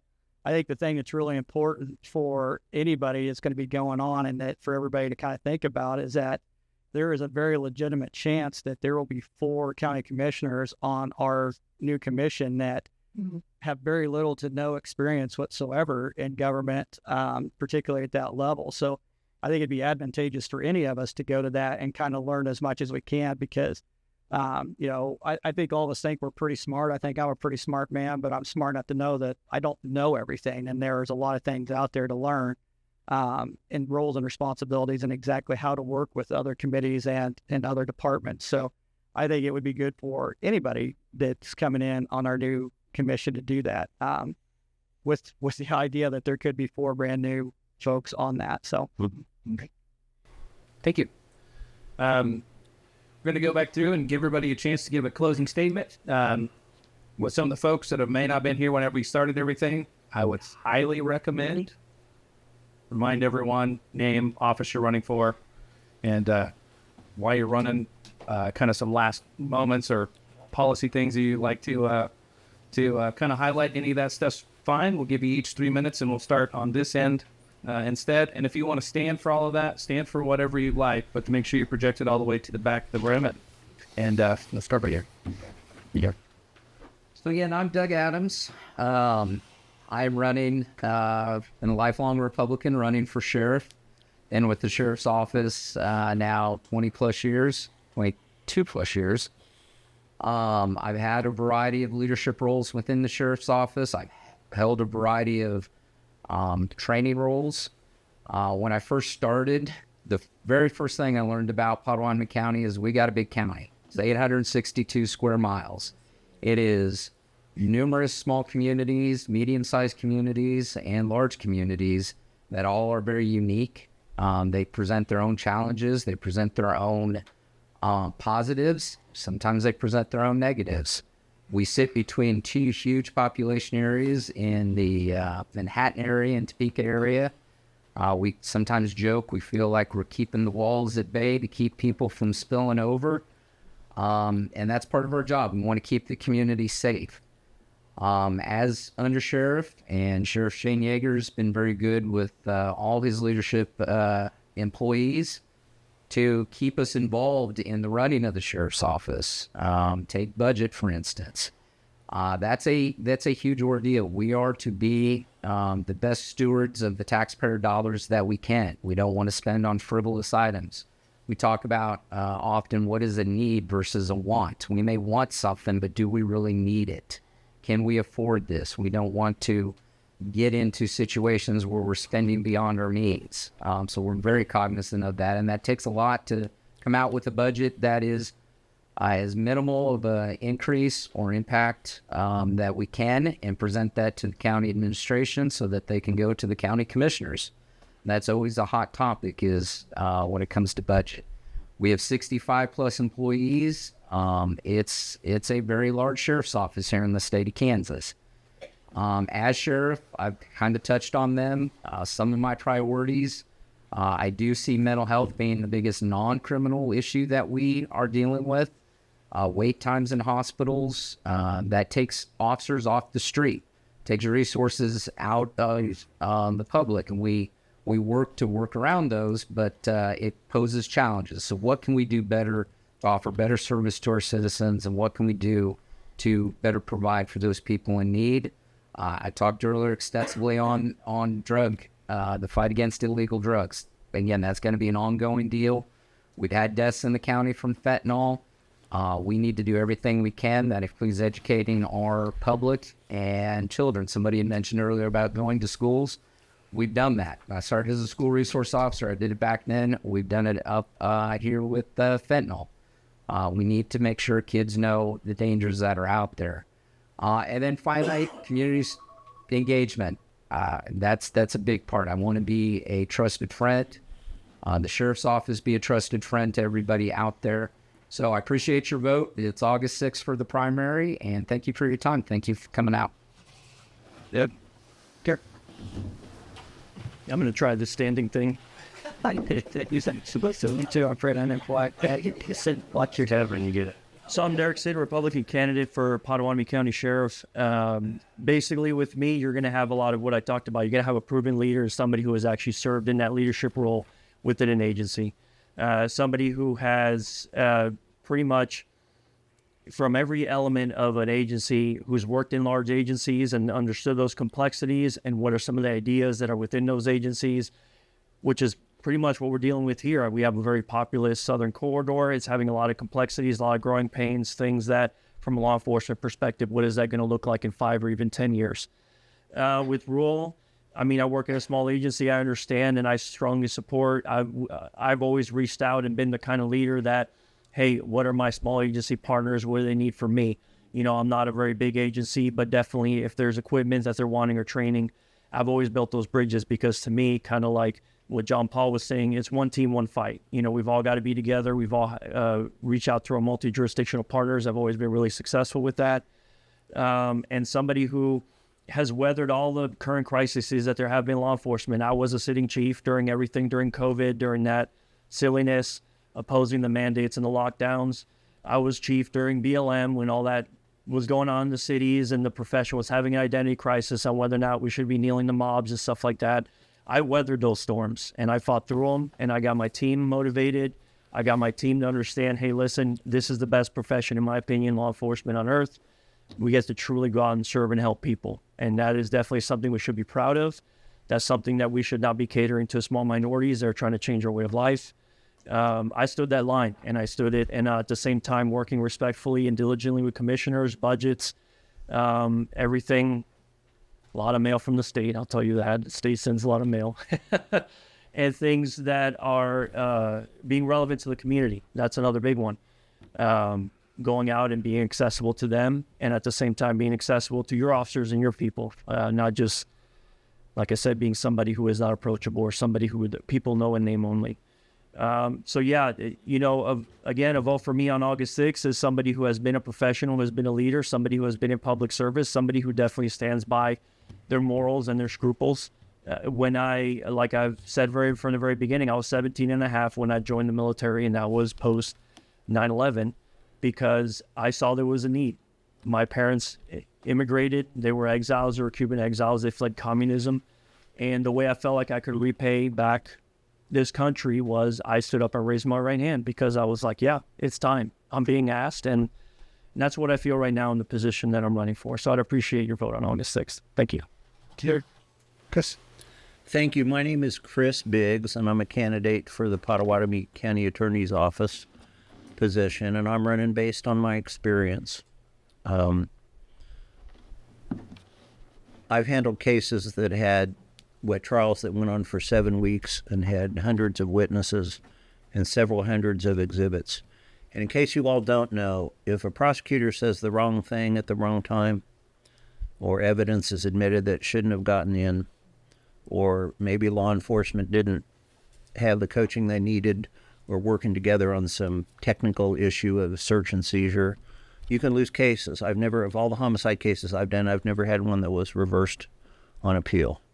And more importantly, I've had the experience of sitting down and talking to family members who are victims of homicides, sometimes children, sometimes other family members, and going over photographs with them, because you know at trial you don't want that to be the first time that they have the opportunity to see these things. And I'm someone who has done that. And it's a job that requires a special skill. It also requires a special dedication. And I feel like I viewed my years in public service as very much a calling, because as a county attorney, you very much do stand in the gap in trying to obtain a result that is just. And there are a lot of things that are very unique about our system, and one is we pass a criminal code that's supposed to make sense in what happens with how everybody's treated, and then we'll have some event that takes place that everyone's shocked by, and the legislature will pass a law not looking at what it does to everything else. So it's a misdemeanor to beat your wife. It can be a felony to beat your dog, just as an example. That's wrong. I knew someone that got 9 years in prison for a sale of marijuana with no criminal history, because under our statute, from 1 pound to 60 pounds is treated as the same crime. And if you just happen to be in a school zone, whether you're selling to students or not, it elevates it. Well, that's one thing, okay? But to know that a murder conspiracy count for the same person also results in a 9-year sentence. I had a homicide case recently where the state flipped somebody on a client of mine. We ended up with a hung jury. But that person was looking at a 9-year sentence for putting 2 bullets in the back of somebody's head. And prosecutors are sometimes faced with these statutes that don't appear to make much sense. And in my experience, the longer you're a prosecutor in a small town, probably the more people you piss off if you do your job right. Because everybody's relative is their relative, and it's different. But if somebody else does something, it's where's the rope and where's the tree. I'm used to that. I can handle that pressure, and I can go in a courtroom, and I can win cases. And that's the key to getting good results. Because if you're not willing to try cases yourself, and you don't have the experience to do it, you're not going to be effective as a prosecutor. And just like Manhattan's moving this way, the demographics are changing, and I'm in a position where I feel, based on my experience, I can provide the best choice for this position of Pottawatomie County Attorney. It's just All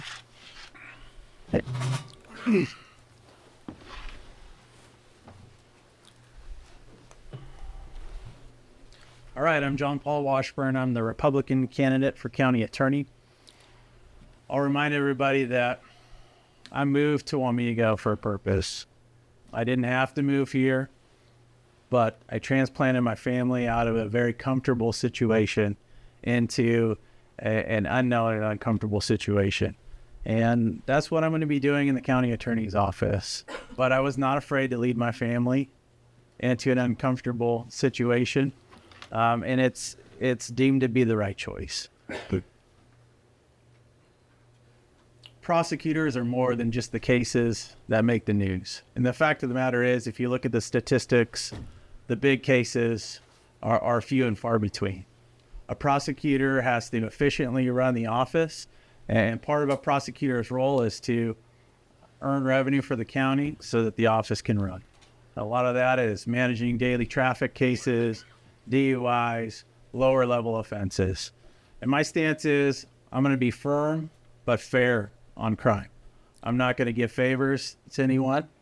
I'm not going to treat people differently. I'm going to hold people accountable for their criminal behavior, but I'm going to expect changed behavior out of criminals. Because listen, there are some people that are career criminals, but there are a lot of people that have just made a bad choice, right? And we want to lead those people out of the criminal justice system into being successful and productive members of society. So I'll leave you with this.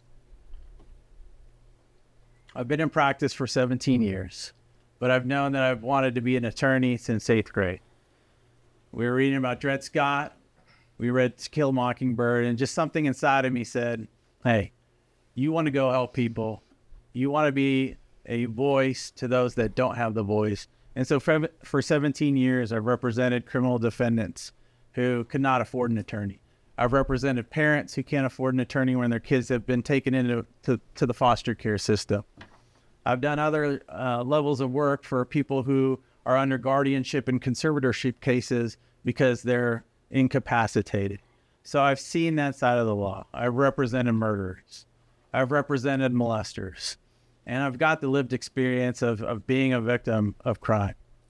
But here is my opportunity to come serve the community from a different capacity, one who is going to switch from serving the individual defendants to one that's going to serve the individual members of Pottawatomie County. And so I'm going to have an open door policy. I'm going to listen to the citizens, and I'm going to work together with the different agencies, law enforcement, mental health, adult protective services, child protective services, so that we can all do this together. Because I know that I can't do it by myself, that I need others to make this county successful. And that's what I'm going to do as your next county attorney. So I thank you for your time tonight, and I look forward to meeting each and every one of you. And I'm happy to answer questions afterward. Sure. Okay. My name is Gary Yenzer. I'm running for county commissioner again. Reason I'm running for is because I've always felt I need to put something back into the community that I've been living in since the late 80s. Like I said, I've been a retired fire chief. I've worked 17 years in the fire department, worked many accidents on Highway 24. I've always wanted to be able to help somebody. When I was the commissioner, my name, my email, my telephone number was on the computer printout. People call me. I'd be more than happy to go help. I'm a people person. I want to help everybody. I have, like my wife says, I have a very bad attitude about saying no. It's not in my vocabulary. I want to help people any way I can. I'd listen to a lot of arguments about Highway 24 going into Manhattan, and that was my second basic alternative to coming back, because I wanted to get that thing done right. And 1st of August is the primary. I appreciate to have you vote. Thank you. Second. Hans. My name is Hans Christian Tessman. I have a lovely wife of 24 years. We have 3 children on earth and 1 in heaven. We have 3 grandchildren. I feel that my perspective of this position is that it just doesn't stop here. I have no problem calling people who probably wouldn't expect a phone call from me if they don't answer or come down to our meetings. You can ask people in this room, if I feel very strongly about something, you're going to hear about it. I also am not looking at re-auditioning for being, if I make this position, for being voted back in. That's not my concern. I am probably a very terrible politician. I just want to be a good man. I want to take care of the community and do as best I can. There's a lot of stuff to do, and at the same time, we do it together. I will never give this community, and never try to, a reason not to trust me. Secularly, we call it character. I believe it's spirit.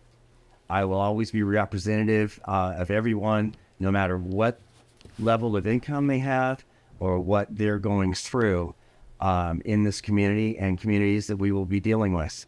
So I would ask for your vote, and I will always be looking for inspiration from God. And I'm just going to say that right out there again. Thank you for your time. Thank you. Herman. Michael. Oh, yeah, they don't fly very good, Michael. My name's Mike Kerwood. I'm running for the 4th District County Commissioner. Thing I got to say is the county commissioners that are in now, they do a good job. I've been going the last about 4 or 5 months, and they don't get enough recognition for what they do for this county. Like on the ambulances, stuff like that. If they need any kind of money or supplies or anything, they step up and give it to them. Or like the sheriff's department, they try to work something out where they get the stuff that they need. I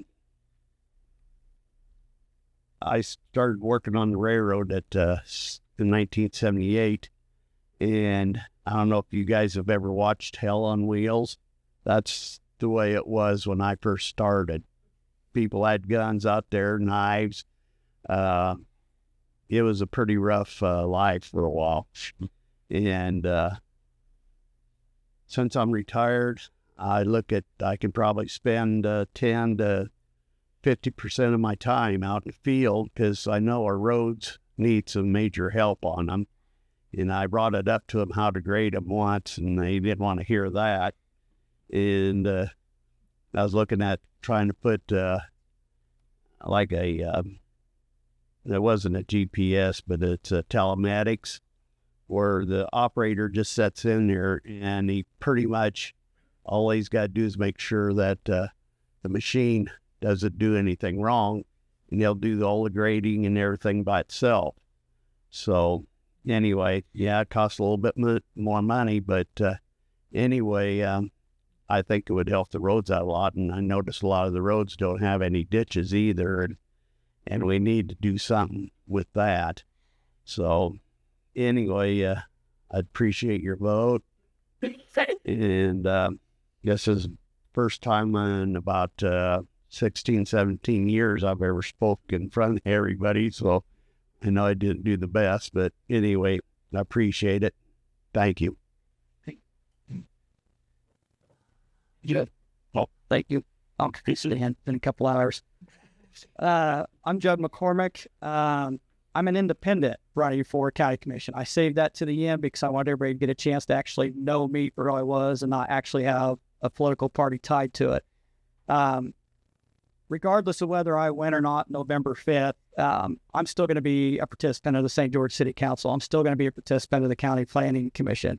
I'm still going to serve my community because I've always served this community since I've been here in 2011. My wife and I were a part of what was then called the St. George Recreation Commission. Again, I started on the St. George City Council January of 22. I've been on the Planning Commission since about November of last year. I have no axe to grind. I have no preconceived notions. My goal is to go into the county commission position and really learn how to work with the new commissioners, really see what the county needs, what the current plans are. We do have a 2040 plan that we can follow. It's not a strict step-by-step guide of what to do. It is adaptable. You can make changes, but we do have a plan in place, and we have a guide in which we can kind of help use to make our decisions on. And so, again, I'm not going to be on the August ballot. I will be on November ballot, November 5th. So if you're still undecided at that point in time, hopefully tonight I can help change a few minds, and I'll probably be meeting with people in between now and then as well to kind of keep my name out there and just let you know what I'm about. And yeah, I'm always happy to hear from anybody. So again, regardless of whether I win or not, I'm still going to be a part of working with the county and working with the city. And if I do win, I'll still represent you no matter what. So thank you for coming here tonight. I really appreciate your time. Thank you. I'd like to thank all of our candidates for coming here tonight, and your commitment to your community for running for public office is a big deal. So thank you for all of that. And I know that it takes time and effort, it takes you away from your families and your friends and other commitments to do it. So thank you for that. For those of you here tonight, thank you for the same thing. You could have been anywhere tonight. You elected to learn more about your community and the people that are going to be helping out. So that's a big piece of democracy as well. So thank you for being here. And we just ran a candidate forum that's only 10 minutes over, which proves that we held it in the church because that's the nerve.